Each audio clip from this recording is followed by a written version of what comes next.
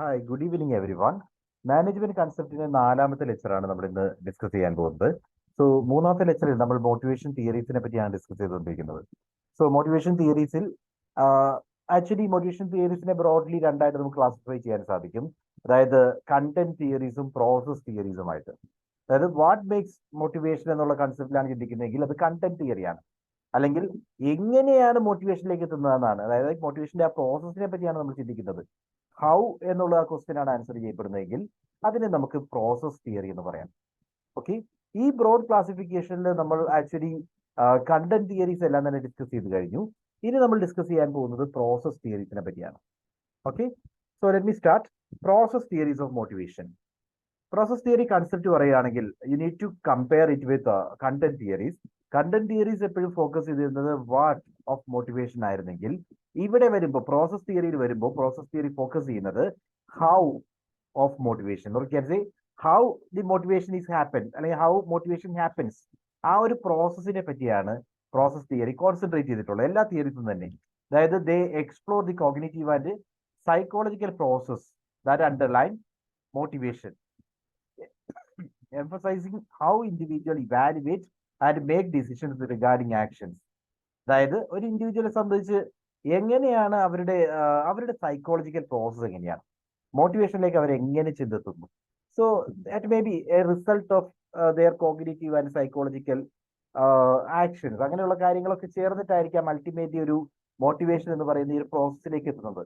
അപ്പോൾ അത്തരത്തിൽ ഏത് സ്റ്റേജസിലൂടെ കടന്നാണ് ഒരു ഇൻഡിവിജ്വൽ മോട്ടിവേറ്റഡ് ആവുന്നത്, ആ സ്റ്റേജസിനെ ഐഡന്റിഫൈ ചെയ്ത് അതുവഴി മോട്ടിവേഷനെ പറ്റി പറയുന്ന തിയറീസിനെയാണ് നമ്മൾ പ്രോസസ് തിയറീസ് എന്ന് പറയുന്നത്. ഓക്കെ, സോ ദിസ് തിയറീസ്, അതായത് പ്രോസസ് തിയറീസ് വരുമ്പോൾ actually they are emphasizing on the how aspects. അതായത് how individual evaluate and make decisions regarding their actions. അവരുടെ ആക്ഷൻസിനെ പറ്റി, അല്ലെങ്കിൽ ഒരു കാര്യം ചെയ്യുമ്പോൾ എന്തുകൊണ്ട് ആ ഒരു കാര്യം ചെയ്യുന്നു, അതിലേക്ക് ആ ഇൻഡിവിജ്വലെ എങ്ങനെ ചെന്നെത്തുന്നു, ആ ഒരു പ്രോസസ്സിനെ പറ്റിയാണ് പ്രോസസ് തിയറീസ് പൂർണ്ണമായിട്ടും പറയുന്നത്. Okay, so that's the difference between content theory and process theory. Give me 1 minute. Okay, so നമ്മൾ പറഞ്ഞത് പ്രോസസ് തിയറി എന്താണെന്നാണ്. പ്രോസസ് തിയറി എന്ന് പറഞ്ഞാൽ സിംപിളി മനസ്സിലാക്കുക, മോട്ടിവേഷൻ എങ്ങനെ ഒരു ഇൻഡിവിജ്വലിൽ ക്രിയേറ്റ് ചെയ്യപ്പെടുന്നു. അതായത് ഒരു ഇൻഡിവിജ്വൽ ഒരു കാര്യം ചെയ്യുന്നുണ്ടെങ്കിൽ അത് ചെയ്യാനുള്ള റീസൺസ് എന്താണ്, അതുമായി ബന്ധപ്പെട്ട ആ ഇൻഡിവിജ്വലിൽ വന്നിരിക്കുന്ന ആ ഒരു സൈക്കോളജിക്കൽ പ്രോസസ് എന്താണ്. അങ്ങനെ ആ പ്രോസസ്സിനെ പറ്റി ഡിഫൈൻ ചെയ്തുകൊണ്ട് നമ്മുടെ മോട്ടിവേഷൻ കൺസെപ്റ്റിനെ എക്സ്പ്ലെയിൻ ചെയ്യുന്ന തിയറീസ് ആണ് പ്രോസസ് തിയറീസ് എന്ന് പറയുന്നത്. അതായത് when it comes to content theories പറഞ്ഞത് എന്താണ് മോട്ടിവേഷൻ എന്നുള്ള രീതിയിലാണ്. ഹ്യൂമൻ നീഡ്സ് വെച്ചിട്ടായിരിക്കും മോട്ടിവേഷനിലേക്ക് എത്തുന്നത്.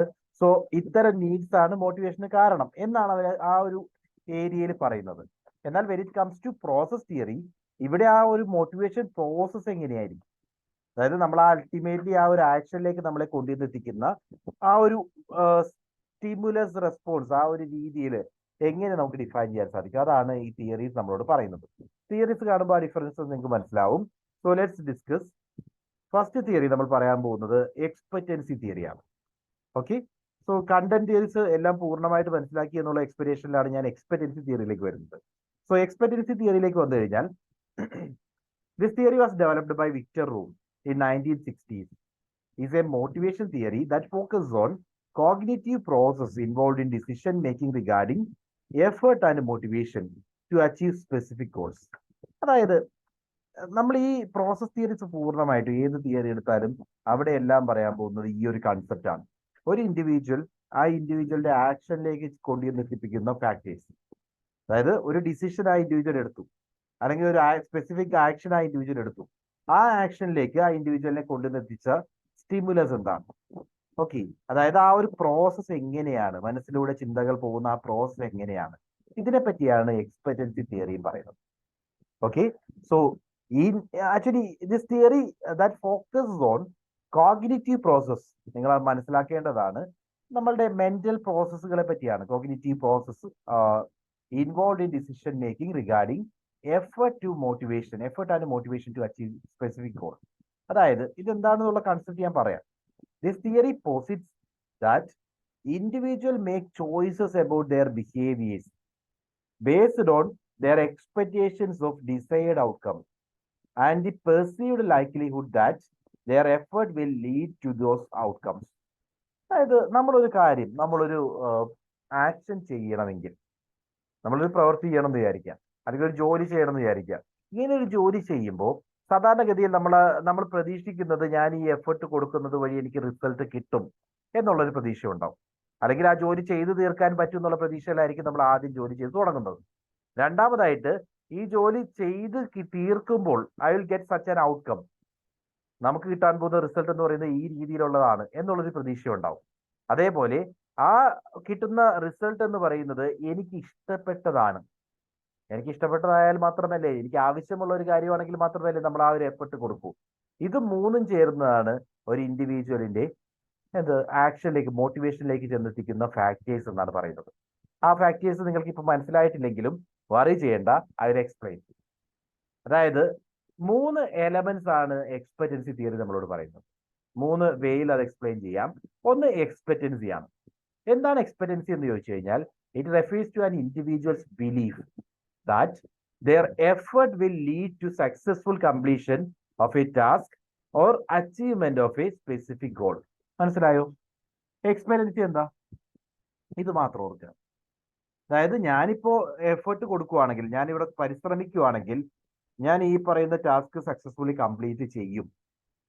ഓക്കെ, സോ പരിശ്രമിച്ചു കഴിഞ്ഞാൽ ഈ പറയുന്ന ഗോളിലേക്ക് എനിക്ക് എത്താൻ സാധിക്കും എന്നുള്ള നമ്മുടെ വിശ്വാസമാണ് എക്സ്പെക്റ്റൻസി.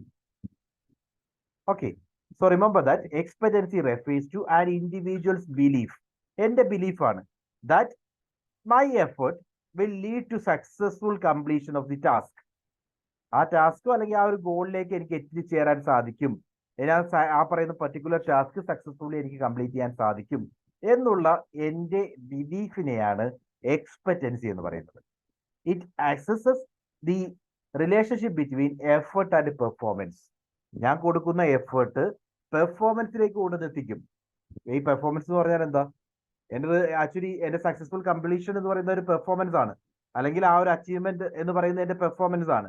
സോ ഞാൻ എഫേർട്ട് കൊടുത്തു കഴിഞ്ഞാൽ ആ എഫേർട്ട് റിസൾട്ടിലേക്ക് എത്തിക്കും, പെർഫോമൻസിലേക്ക് എത്തിക്കും എന്നുള്ള നമ്മളുടെ വിശ്വാസത്തെയാണ് എക്സ്പെക്റ്റൻസി എന്ന് പറയുന്നത്.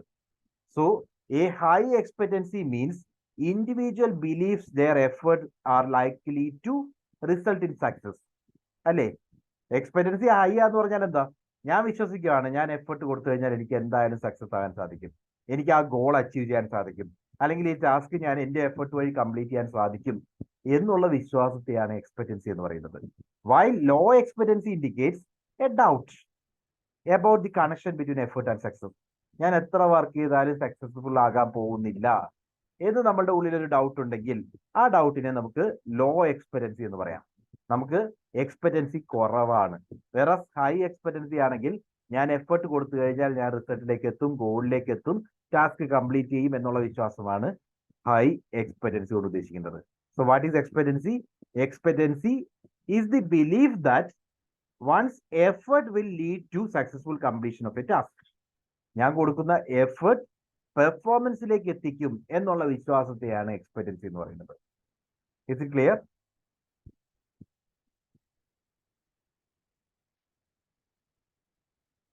Yes, sir. Okay. സോ നിങ്ങൾ ഓർക്കുക, ഞാൻ പറഞ്ഞ അതേ രീതിയിൽ നിങ്ങൾ ഓർക്കണം. ഇത് എക്സ്പെക്റ്റൻസി എന്ന് പറഞ്ഞാൽ എന്താണ്? എഫേർട്ട്, നമ്മളുടെ എഫേർട്ട് പെർഫോമൻസിലേക്ക് എത്തിക്കും എന്നുള്ള വിശ്വാസമാണ് എക്സ്പെക്റ്റൻസി. Then instrumentality. ഇൻസ്ട്രുമെന്റാലിറ്റി എന്ന് പറയുമ്പോൾ instrumentality means the belief that successful performance will lead to desired outcome or rewards. നമ്മൾ പറഞ്ഞു, നമ്മൾ എഫേർട്ട് കൊടുക്കുകയാണെങ്കിൽ എന്തിലേക്ക് എത്തുന്നു? നമ്മൾ പെർഫോം ചെയ്യും. നമ്മൾ എഫേർട്ട് കൊടുക്കുകയാണെങ്കിൽ നമ്മൾ പെർഫോം ചെയ്യും എന്നുള്ള ബിലീഫാണ് എക്സ്പെക്റ്റൻസി. ഈ പെർഫോമൻസ് നമുക്ക് വിചാരിക്കുന്ന രീതിയിലുള്ള ഒരു ഔട്ട്കം തരും. നമ്മൾ ഈ കൊടുക്കുന്ന പെർഫോമൻസ് വഴി നമ്മൾ ആഗ്രഹിക്കുന്ന രീതിയിലുള്ള ഒരു ഔട്ട്കം കിട്ടും എന്നുള്ള ബിലീഫ്, ഒരു പോസിറ്റീവ് റിവാർഡോ ഒരു ഡിസൈഡ് ഔട്ട്കമിലേക്കോ എത്താൻ സാധിക്കും എന്നുള്ള ബിലീഫിനെയാണ് ഇൻസ്ട്രുമെന്റാലിറ്റി എന്ന് പറയുന്നത്. So it assesses the relationship between performance and outcome. ഇവിടെ വരുമ്പോൾ എന്താ? എന്റെ പെർഫോമൻസ് എന്തിലേക്ക് കൊണ്ടുവന്നെത്തിക്കും? ഔട്ട്കമിലേക്ക് ലീഡ് ചെയ്യും, ഒരു ഡിസൈഡ് ഔട്ട്കം ഓർ റിവാർഡിലേക്ക് ലീഡ് ചെയ്യും എന്നുള്ള വിശ്വാസത്തെയാണ് ഇൻസ്ട്രുമെന്റാലിറ്റി എന്ന് പറയുന്നത്. Performance to outcome. So a high instrumentality means the individual believes that performing well will result in valued rewards. അതായത് ഞാനിവിടെ നല്ല രീതിയിൽ പെർഫോം ചെയ്യുകയാണെങ്കിൽ എനിക്ക് റിവാർഡ് കിട്ടും എന്നുള്ള belief, such as a promotion or a bonus. ഒന്നെങ്കിൽ അതൊരു പ്രൊമോഷൻ ആകാം, അല്ലെങ്കിൽ ഒരു ബോണസ് ആകാം. എന്റെ പെർഫോമൻസ് വഴി ആ ഒരു ബോണസോ പ്രൊമോഷനോ കിട്ടും എന്നുള്ള ബിലീഫിനെയാണ് ഇൻസ്ട്രുമെന്റാലിറ്റി ഹൈ ആയിരിക്കുമ്പോൾ സംഭവിക്കുന്നത്. വേറെ ലോ ആണെങ്കിലോ ഒരു സ്കെപ്റ്റിസിസം എന്ന് പറയാം. അതായത് whether good performance will lead to reward എന്നുള്ള ഒരു ഡൗട്ട് ആയിരിക്കും മനസ്സിലുണ്ടാവുക. ഞാൻ ഗുഡ് പെർഫോമൻസ് ഒന്നും കൊടുത്തിട്ട് വലിയ കാര്യമുണ്ടെന്ന് എനിക്ക് തോന്നുന്നില്ല, I may not get a reward അല്ലെങ്കിൽ I may not get an appreciation എന്നുള്ള ഒരു ചിന്താഗതി നമ്മുടെ മനസ്സിലുണ്ടെങ്കിൽ ആ സാഹചര്യത്തിൽ ലോ ഇൻസ്ട്രുമെന്റാലിറ്റി ആണ് നമുക്ക് പറയാം. ഓക്കെ, മൂന്നാമത്തെ ടേം വാലൻസ് ആണ്. വാലൻസ് represents the value or desirability an individual places on the outcome or rewards associated with the particular performance or goal. So it reflects the personal importance or attractiveness of the anticipated rewards. അതായത് നമ്മളിവിടെ എന്തോ പറഞ്ഞല്ലോ, instrumentality എന്തായിരുന്നു? Performance ഔട്ട്കമിലേക്ക് lead ചെയ്യും. ഞാനിങ്ങനെ perform ചെയ്യുവാണെങ്കിൽ ഒരു reward വരാൻ പോകുന്നുണ്ട് എന്ന ചിന്താഗതിയാണ് ഇൻസ്ട്രുമെന്റാലിറ്റി. എന്നാൽ ആ റിവാർഡ്, ആ പറഞ്ഞ particular reward is valuable for me. എനിക്ക് ആ പറയുന്ന റിവാർഡ് ഡിസൈറബിൾ ആണ്, അല്ലെങ്കിൽ എനിക്ക് ആവശ്യമുള്ളതാണ് എന്നുള്ള ചിന്താഗതിയാണ് വാലൻസ് എന്ന് പറയുന്നത്. സോ ഈ റിവാർഡ് എന്ന് പറയുന്നത് റിവാർഡ് ഇമ്പോർട്ടന്റ് ആണ് എന്നുള്ള കൺസെപ്റ്റ് ആണ് എന്നുള്ള ചിന്താഗതി നമ്മുടെ ഉള്ളിൽ വരുവാണെങ്കിൽ അതിനെ വാലൻസ് എന്ന് വിളിക്കാം. സോ ഇവിടെ നമ്മൾ പറയുന്ന റിലേഷൻ ഏതൊക്കെ തമ്മിലാണ്? റിവാർഡും വാല്യൂവും തമ്മിൽ. ഈ പറഞ്ഞ particular reward is important, is significant for me എന്ന് ഞാൻ ചിന്തിക്കാൻ തുടങ്ങുമ്പോൾ എന്ത് ചെയ്യും? ഞാൻ അതിനു വേണ്ടി മാക്സിമം എഫേർട്ട് കൊടുക്കും. So valence represents the value or desirability of an individual places on the outcomes or reward associated with a particular performance or goal. So ഈ പെർഫോമൻസ് കൊടുക്കുമ്പോൾ അതിൽ നിന്ന് എനിക്ക് കിട്ടുന്ന റിവാർഡ് എത്രമാത്രം എനിക്ക് ഇമ്പോർട്ടന്റ് ആണ്, അതാണ് വാലൻസോട് ഉദ്ദേശിക്കുന്നത്. So it reflects the personal importance or attractiveness of the anticipated rewards. ഈ പറഞ്ഞ പെർട്ടിക്കുലർ എക്സ്പെക്റ്റഡ് റിവാർഡിനകത്ത് ഞാൻ എത്രമാത്രം ഇമ്പോർട്ടൻസ് കൊടുക്കുന്നുണ്ട്, ആ പറഞ്ഞ പെർട്ടിക്കുലർ റിവാർഡ് എന്നെ സംബന്ധിച്ച് എത്രമാത്രം റെലവന്റ് ആണ്, ഇതാണ് വാലൻസ് പറയുന്നത്. So positive valence means the individual values and desires the expected reward. Positive എന്ന് പറഞ്ഞാൽ, വാലൻസ് പോസിറ്റീവ് ആണെന്ന് പറഞ്ഞാൽ അർത്ഥം എന്താണ്? ഈ റിവാർഡ് എനിക്ക് വേണ്ടതാണ്, ഞാൻ ആഗ്രഹിക്കുന്നതാണ്. So that reward is valuable to me. എനിക്ക് ആ റിവാർഡ് അത്രയും സിഗ്നിഫിക്കന്റ് ആണെന്നുള്ള കൺസെപ്റ്റ് ആണ് പോസിറ്റീവ് വാലൻസ് എന്നുള്ളതോട് ഉദ്ദേശിക്കുന്നത്. Negative valence which means they do not find the reward appealing. അവരെ സംബന്ധിച്ച് ഈ റിവാർഡ് അത്ര ഇമ്പോർട്ടന്റ് അല്ല, അത്ര അപ്പീലിംഗ് ആയിട്ട് തോന്നുന്നില്ല, സിഗ്നിഫിക്കന്റ് ആയിട്ട് തോന്നുന്നില്ല. സോ ഈ മൂന്ന് ടേമുകൾ വെച്ചുകൊണ്ടാണ് എക്സ്പെക്റ്റൻസി തിയറി നമ്മളോട് മോട്ടിവേഷനെ പറ്റി പറയുന്നത്. സോ ആ മൂന്ന് ടേമുകൾ കൃത്യമായിട്ട് അതിന്റെ ഒരു ഫ്ലോ കൃത്യമായിട്ട് നമ്മുടെ മനസ്സിൽ കിട്ടിയാൽ തന്നെ എന്താണ് ഈ തിയറി ഉദ്ദേശിക്കുന്നതെന്ന് മനസ്സിലാവും. ഒന്നാമത്തെ തിയറി എക്സ്പെക്റ്റൻസി എന്തായിരുന്നു? If I am giving or if I am trying, ഞാൻ എഫേർട്ട് കൊടുത്തു കഴിഞ്ഞാൽ എന്റെ പെർഫോമൻസിലേക്ക് എത്തും. എഫേർട്ട് കൊടുത്തു കഴിഞ്ഞാൽ പെർഫോമൻസ് എന്ന് പറഞ്ഞാൽ എന്താ? ടാസ്ക് കംപ്ലീറ്റ് ചെയ്യാൻ സാധിക്കും എന്നുള്ള നമ്മുടെ വിശ്വാസമാണ് എക്സ്പെക്റ്റൻസി. ഇങ്ങനെ ടാസ്ക് കംപ്ലീറ്റ് ചെയ്യുന്നത് വഴി ഞാനൊരു ഔട്ട്കമ്മിലേക്ക് എത്തും, എനിക്കൊരു റിവാർഡ് കിട്ടും, അല്ലെങ്കിൽ ഒരു ഔട്ട്കം, ഒരു പോസിറ്റീവ് ഔട്ട്കം ഉണ്ടായിരിക്കും എന്നുള്ള വിശ്വാസത്തെയാണ് ഇൻസ്ട്രുമെന്റാലിറ്റി എന്ന് പറയുന്നത്. മൂന്നാമതായി ഈ പറയുന്ന ഔട്ട്കം എന്നെ സംബന്ധിച്ച് ഇമ്പോർട്ടന്റ് ആണ്, എത്രമാത്രം ഇമ്പോർട്ടന്റ് ആണ് എന്നുള്ളതാണ് വാലൻസ് പറയുന്നത്. ഹൈ വാലൻസ് ആണെങ്കിൽ വളരെ ഇമ്പോർട്ടന്റ് ആണ്, ലോ വാലൻസ് ആണെങ്കിൽ that is not that much important. മൂന്ന് കൺസെപ്റ്റുകളും ക്ലിയർ ആണോ?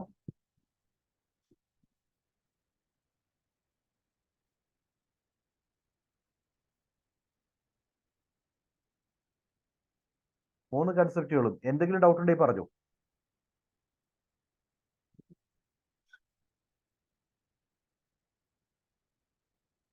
Okay, fine.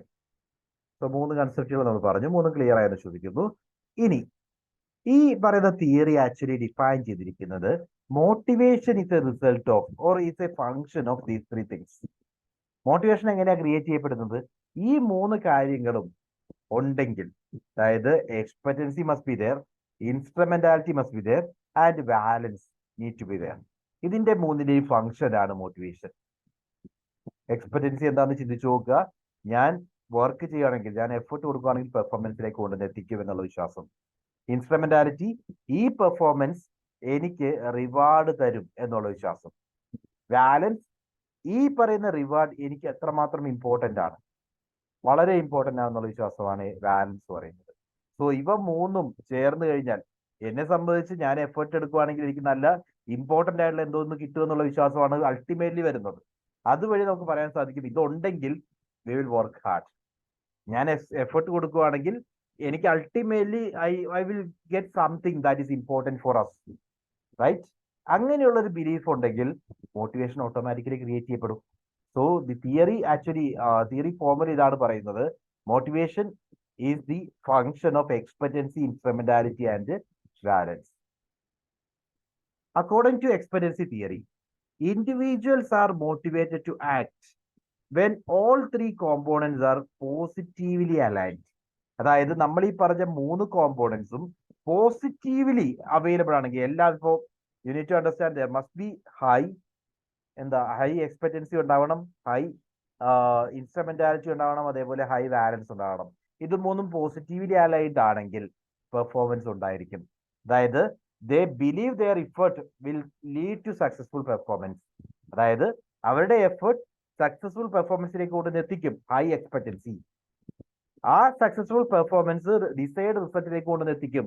High instrumentality and the value and desire, and they desire the anticipated reward, positive valence. അവരെ സംബന്ധിച്ച് ആ റിവാർഡ് എന്ന് പറയുന്നത് ഇസ് വാല്യുബിൾ ആൻഡ് ഡിസൈറബിൾ. അങ്ങനെയാണെങ്കിൽ ആ പോസിറ്റീവ് വാലൻസ് അവിടെ. ഇത് മൂന്നും ഒരേ ലൈനിലാണ്. അങ്ങനെ പോസിറ്റീവ്ലി അലൈൻഡ് ആണെങ്കിൽ മോട്ടിവേഷൻ ക്രിയേറ്റ് ചെയ്യപ്പെടുന്നു. ഇതാണ് എക്സ്പെക്റ്റൻസി തിയറി നിങ്ങളോട് പറയുന്നത്. So this theory emphasizes the importance of clear communication, feedback, and the alignment of goals and rewards in the organization. അതായത് ഇത്തരത്തിൽ നമ്മൾ ഇൻസ്ട്രുമെന്റാലിറ്റി കൂട്ടണം, എക്സ്പെക്റ്റൻസി കൂട്ടണം, വാലൻസ് കൂട്ടണം. അതിനൊക്കെ വേണ്ടി എന്താ ചെയ്യേണ്ടത്? ഒന്ന്, പ്രോപ്പർ കമ്മ്യൂണിക്കേഷൻ ഉണ്ടായിരിക്കണം. അതേപോലെ പ്രോപ്പർ ഫീഡ്ബാക്ക് കൊടുക്കാൻ സാധിക്കണം. ഗോൾസും റിവാർഡ്സും തമ്മിൽ അലൈൻ ചെയ്യണം. ഗോൾസ് പറഞ്ഞ് റിവാർഡ്സ് എന്ന് പറയുന്ന ഗോളുമായിട്ട് അറ്റാച്ച് ചെയ്യുക. അതുവഴി employee will be giving his maximum effort, right?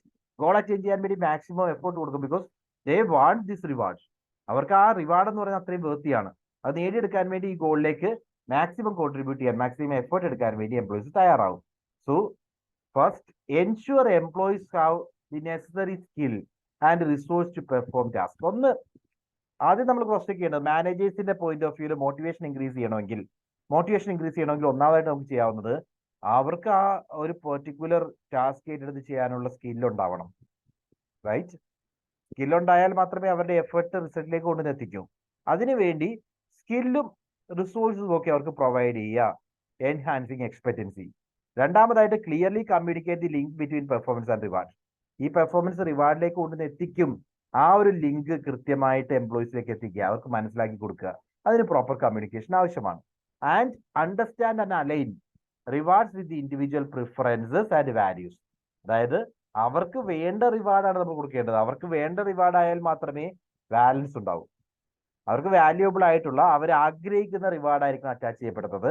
എന്നാൽ മാത്രമേ ഹൈ വാലൻസ് ക്രിയേറ്റ് ചെയ്യൂ. അത് ultimately that only will lead to motivation. Okay, so this is the concept. Expectancy theory provides a framework for understanding individual motivation and decision making in various contexts, including workplace, education, personal goal setting. ഇവിടെയൊക്കെ എങ്ങനെയാണ് ആ ഒരു motivation rice ചെയ്യപ്പെടുന്നത്? Expectancy, instrumentality, വാലൻസ്, ഇത് കൃത്യമായിട്ട് നിർവചിക്കുന്ന വഴി motivation create ചെയ്യാൻ സാധിക്കും എന്നാണ് തിയറി പറയുന്നത്. So it highlights the role of perception and belief in shaping motivation and behaviour. ഇവിടെ പറയുന്നത് ആ പെർസെപ്ഷനും ബിഹേവിയറും, അല്ലെങ്കിൽ പെർസെപ്ഷനും ബിലീഫും, അത് മോട്ടിവേഷനിലേക്ക് എങ്ങനെ കൊണ്ടുവന്നെത്തിക്കുന്നു എന്നാണ് ഈ തിയറി പറയുന്നത്. സോ ഇതാണ് expectancy theory of motivation by Victor Vroom. Is it clear? ഏതെങ്കിലും ഡൗട്ട് ഉണ്ടോ? എന്തെങ്കിലും ക്ലാരിറ്റി വരാതെ ഉണ്ടെങ്കിൽ ചോദിക്കുക. എക്സ്പെക്റ്റൻസി തിയറി ക്ലിയർ ആണോ? Yes sir. Fine. Okay. Now, let's move on. Next theory is goal setting theory. Goal setting theory is a motivational theory that emphasizes the importance of setting specific challenging goals in driving human performance and motivation. അതായത് actually ഈ theory പറയുന്നത് മോട്ടിവേഷനിലേക്ക് കൊണ്ടെത്തിക്കണമെങ്കിൽ goal എന്ന് പറയുന്നത് കുറച്ച് challenging ആയിരിക്കണം, അതേപോലെ കൃത്യമായിട്ട് നിർവഹിച്ചതായിരിക്കണം. അത്തരത്തിലുള്ള ഗോളുകൾ സെറ്റ് ചെയ്യുന്നത് തന്നെ എംപ്ലോയിയെ മോട്ടിവേറ്റ് ചെയ്യും. Okay, so this theory of motivation emphasizes the importance of setting specific and challenging goals. Specific and challenging goals ആയിരിക്കണം. That will directly motivate employees എന്നുള്ള കൺസെപ്റ്റ് ആണ് ഇവിടെ പറയുന്നത്. Developed by Edwin Locke and Gary Latham. ഇവരത് create ചെയ്യുന്നത് 1960s. This theory posits that individuals are more motivated and perform better when they have clear, specific and challenging goals to pursue. Okay, theory പറയുന്നത് ഇത്രയും മാത്രമാണ്. Employees motivated ആവുന്നത് അവരുടെ മുമ്പിലുള്ള ഗോളുകൾ വ്യക്തമായിരിക്കുമ്പോഴാണ്, അതേപോലെ കൃത്യമായി നിർവഹിച്ചതായിരിക്കുമ്പോഴാണ്, അതേപോലെ ഒരു sense of challenge must be there. ഒരുപാട് അത്രമാത്രം ഒരിക്കലും ചെയ്യാൻ സാധിക്കാത്ത ഒന്നല്ല, എന്നാൽ ചാലഞ്ചിങ് ആയിട്ടുള്ള ഒന്നായിരിക്കണം. ഇത് ഒരു മോഡറേറ്റ് ചാലഞ്ച് എന്ന് വേണമെങ്കിൽ പറയാം. ആ മോഡറേറ്റ് ചാലഞ്ച് അവിടെ ഉണ്ടെങ്കിൽ മാത്രമായിരിക്കും എംപ്ലോയി നോർമലി മോട്ടിവേറ്റഡ് ആവുന്നത്. So the key components of goal setting theory. Goal setting theory പറയുമ്പോൾ അതിൽ നമ്മൾ മനസ്സിലാക്കിയിരിക്കേണ്ട കോമ്പോണൻസ്, ഒന്ന് ഗോൾ സ്പെസിഫിസിറ്റിയാണ്. അതായത് goals should be clear, specific and well defined rather than vague and general. അവരുടെ ടാർഗറ്റുകളും ഗോളും ഒക്കെ സെറ്റ് ചെയ്യുമ്പോൾ കൃത്യമായിട്ട് നിർവഹിച്ച ഗോളുകളായിരിക്കണം. കൃത്യമായിട്ട് ഗോളുകൾ ഡിഫൈൻ ചെയ്തിട്ടുണ്ടെങ്കിൽ തന്നെ ഒരു പരിധി വരെ അത് ഒരു മോട്ടിവേറ്റിംഗ് ഫാക്ടറാണ്. ഇതാണ് നിങ്ങളുടെ ഗോൾ, ഇന്ന രീതിയിലാണ് നിങ്ങൾ ഇത് ചെയ്യേണ്ടത്. അത്രയും വെൽ ഡിഫൈൻഡ് ആയിട്ട് ഗോളുകൾ അസൈൻ ചെയ്യാൻ സാധിക്കുമെങ്കിൽ എംപ്ലോയിയെ സംബന്ധിച്ച് അവരുടെ മുമ്പിൽ ഒരു ക്ലിയർ പാത്ത് ഉണ്ട്. ആ ക്ലിയർ പാത്തിലൂടെ മുന്നോട്ട് പോയാൽ മതി. ദാറ്റ് വിൽ ബി ഒരു വേഗ അംബിഗ്യസ് ആയിട്ടുള്ള ഗോളൊക്കെ എടുക്കുമ്പോൾ, അതായത് ഒരു വ്യക്തതയില്ലാതെ കൃത്യമായിട്ട് നിർവചിക്കാത്ത ജനറലൈസ് ചെയ്യപ്പെട്ട ഗോളാണ് പറയുന്നതെങ്കിൽ ആ സാഹചര്യങ്ങളിൽ ഒരു കൺഫ്യൂഷനും ഒരു ആംബിഗ്യൂറ്റിയും ഒക്കെ ക്രിയേറ്റ് ചെയ്യപ്പെടും. അത് ഒഴിവാക്കി കൃത്യമായി നിർവചിക്കപ്പെട്ട specific, clear and well defined goals ആണെങ്കിൽ എംപ്ലോയീസിന് അതൊരു മോട്ടിവേറ്റിംഗ് ഫാക്ടർ ആയിട്ട് വരും. Specific goals provide a clear target for the individuals to aim for, which enhances motivation. Specific goal ആണെങ്കിൽ തന്നെ അവരെ സംബന്ധിച്ചൊരു വ്യക്തമായ ടാർഗറ്റ് ഉണ്ട്, എങ്ങോട്ടാണ് ടാർഗറ്റ് ചെയ്യേണ്ടതെന്ന് വ്യക്തമായിട്ട് അറിയാം. അതുവഴി തന്നെ മോട്ടിവേഷൻ ക്രിയേറ്റ് ചെയ്യാൻ അത് ഹെൽപ്ഫുൾ ആയിരിക്കും. So that is goal specificity, specifically designed goals എന്ന് വേണമെങ്കിൽ പറയാം. രണ്ടാമതായിട്ട് ഗോൾ ചാലഞ്ച്. സ്പെസിഫിക് ഗോൾസ് പറഞ്ഞു, at the same time it must be challenging as well. Goal should be challenging, not achievable, but achievable. Challenging ആയിരിക്കണം, അതിനർത്ഥം അൺഅച്ചീവബിൾ അല്ല. ഒരിക്കലും achieve ചെയ്യാൻ സാധിക്കാത്ത ഒരു ചാലഞ്ചിങ് ജോബിനെ പറ്റി അല്ല പറയുന്നത്. ചാലഞ്ചിങ് ആയിരിക്കണം, എഫേർട്ട് കൊടുക്കുന്ന വഴി അവർക്ക് അത് അച്ചീവ് ചെയ്യാൻ സാധിക്കുന്നതും ആയിരിക്കണം. A goal that is too easy can lead to complacency, while a goal that is too difficult can lead to frustration. അതായത് വളരെ ഈസി ആണെങ്കിൽ അവർക്കത് മടുപ്പ് ഫീൽ ചെയ്യും, അതേസമയം വളരെ ഡിഫിക്കൽട്ട് ആണെങ്കിൽ ദേ വിൽ ബി ഫ്രസ്ട്രേറ്റഡ്. ഈ രണ്ട് സാഹചര്യങ്ങളും അവോയ്ഡ് ചെയ്തുകൊണ്ട് ഒരു മോഡറേറ്റ് ഡിഫിക്കൽറ്റി വരുന്ന രീതിയിൽ ഒരു ബാലൻസ് വേണം. അതായത് ഡിഫിക്കൽറ്റി മസ്റ്റ് ബി ദെയർ, അതേസമയം attainability should also be there. ഇത് രണ്ടിലും ബാലൻസ് ചെയ്യുന്ന രീതിയിലുള്ള ഗോളാണ് ഡിസൈൻ ചെയ്യേണ്ടത്. So these are challenging goals in the sense that it must be challenging and achievable. Okay, അത്തരം ഗോളുകൾ സെറ്റ് ചെയ്യുന്നത് എംപ്ലോയീസിനെ മോട്ടിവേറ്റ് ചെയ്യും. Then goal commitment. Individuals are more likely to be motivated when they are committed to achieving their goals. Commitment involves a strong desire and dedication to reaching the goal. അതായത് മൂന്നാമത്തെ term ആയിട്ട് പറയാം goal commitment ensure ചെയ്യാം. എങ്ങനെയാ goal commitment ensure ചെയ്യാൻ? നമ്മൾ മുമ്പ് പറഞ്ഞ രണ്ട് കാര്യങ്ങളും വഴി തന്നെ ഗോൾ കമ്മിറ്റ്മെന്റ് എൻഷുർ ചെയ്യാൻ സാധിക്കും. അതായത് ഗോൾ സ്പെസിഫിസിറ്റിയും അതേപോലെ ഗോൾ ചാലഞ്ചും ഉണ്ടെങ്കിൽ, ചാലഞ്ചിങ് ഗോൾസും ആണെങ്കിൽ എംപ്ലോയീസ് മോട്ടിവേറ്റഡ് ആയിരിക്കും, അതിൽ കമ്മിറ്റഡ് ആവും, അവരതിനു വേണ്ടി മാക്സിമം എഫേർട്ട് കൊടുക്കാൻ തയ്യാറാവും. അപ്പോൾ ആ ഒരു ഡിസയർ അവരുടെ ഉള്ളിൽ വരണം, ആ ഒരു ഡെഡിക്കേഷൻ അവരുടെ ഉള്ളിൽ നിന്ന് വരണം.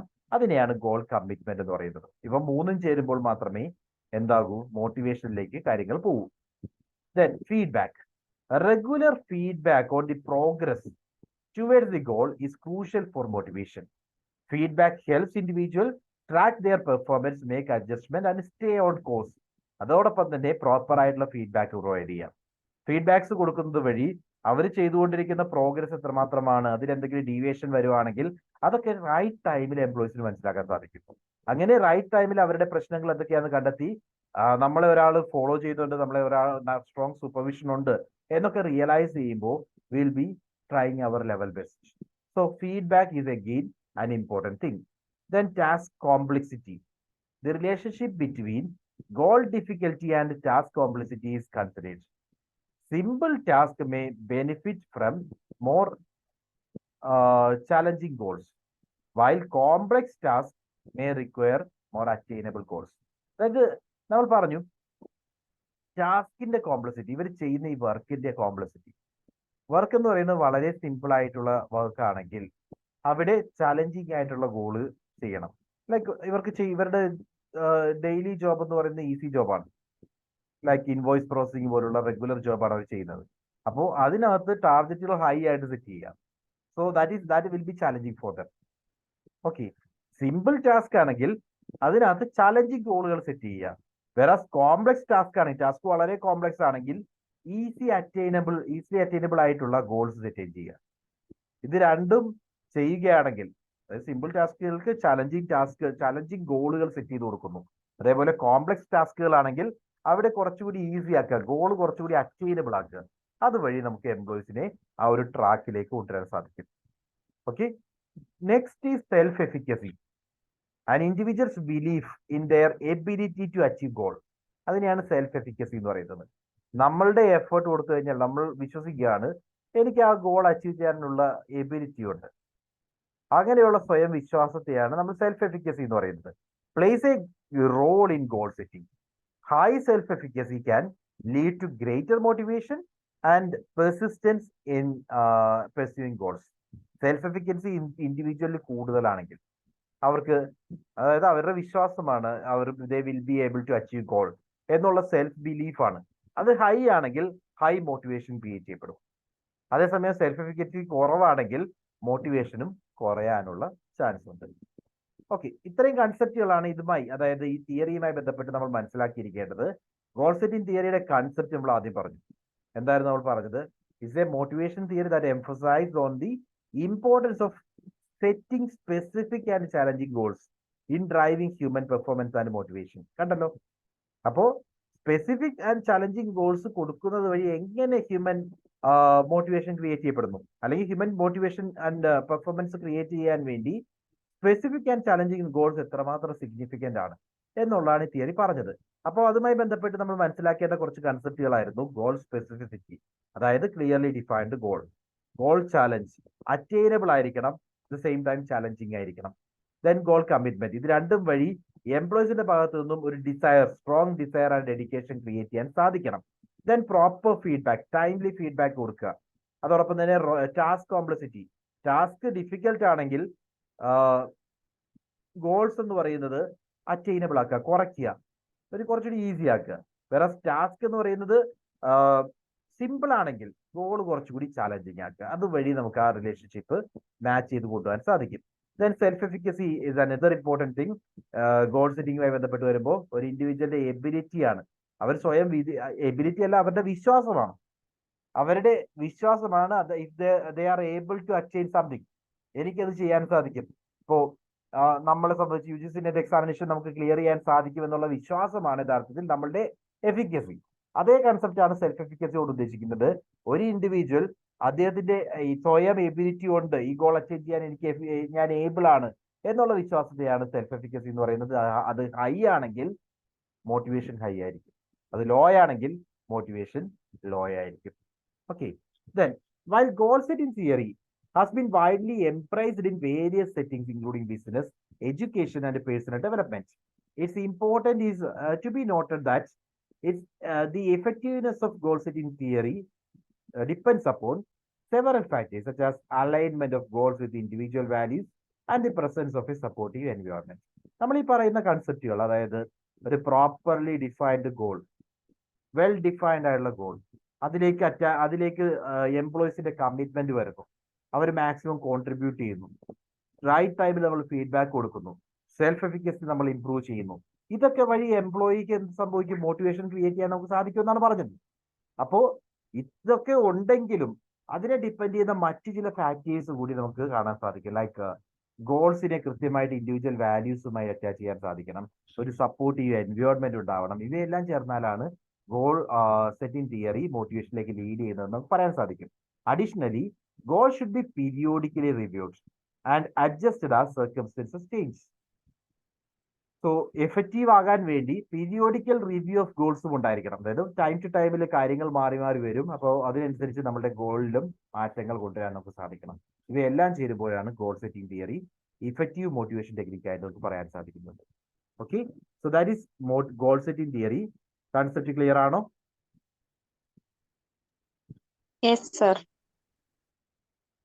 ഫൈൻ. അപ്പൊ നമ്മൾ 2 തിയറീസിനെ പറ്റി പറഞ്ഞു. ഒന്നാമത് നമ്മൾ പറഞ്ഞ തിയറി ഏതായിരുന്നു? Expectancy theory of motivation. രണ്ടാമത് പറഞ്ഞത് ഗോൾ സെറ്റിംഗ് തിയറി. കൺസെപ്ച്വലി രണ്ടും easy കൺസെപ്റ്റുകളാണ്.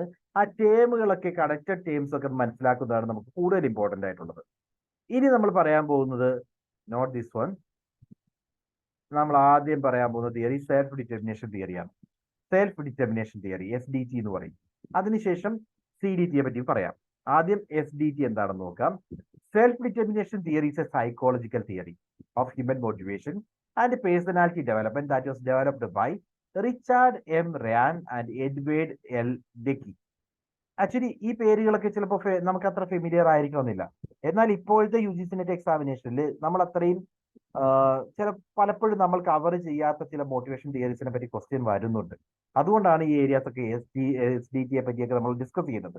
So self determination theory എന്ന് പറയുന്നത് 1980s ക്രിയേറ്റ് ചെയ്യപ്പെട്ട റിച്ചാർഡ് M. റേനും അതേപോലെ എഡ്വേർഡ് L. ഡെക്കിയും ചേർന്ന് ക്രിയേറ്റ് ചെയ്ത ഒരു പേഴ്സണാലിറ്റി ഡെവലപ്മെന്റ് ഹ്യൂമൻ മോട്ടിവേഷൻ തിയറിയാണ്.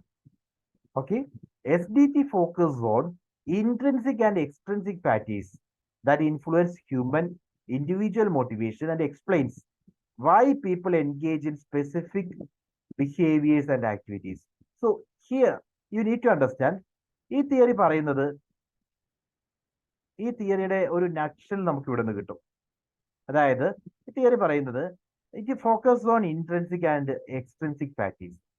അതായത് ഇൻട്രിൻസിക് ആൻഡ് എക്സ്ട്രിൻസിക് ഫാക്ടേഴ്സ് എങ്ങനെ individual മോട്ടിവേഷനിലേക്ക് കൊണ്ടെത്തിക്കും, that influence individuals' motivation and explains why people engage in specific behavior and activities. എന്തുകൊണ്ടാണ് നമ്മൾ ഒരു സ്പെസിഫിക് ബിഹേവിയറിൽ എത്തിച്ചേരുന്നത്, അതിന് കാരണമാകുന്ന ഇൻട്രിൻസിക് ആൻഡ് എക്സ്ട്രിൻസിക് ഫാക്ടേഴ്സ് എങ്ങനെ അതിന് കാരണമാകുന്നു തുടങ്ങിയ കാര്യങ്ങളാണ് ഈ തിയറി പറയുന്നത്.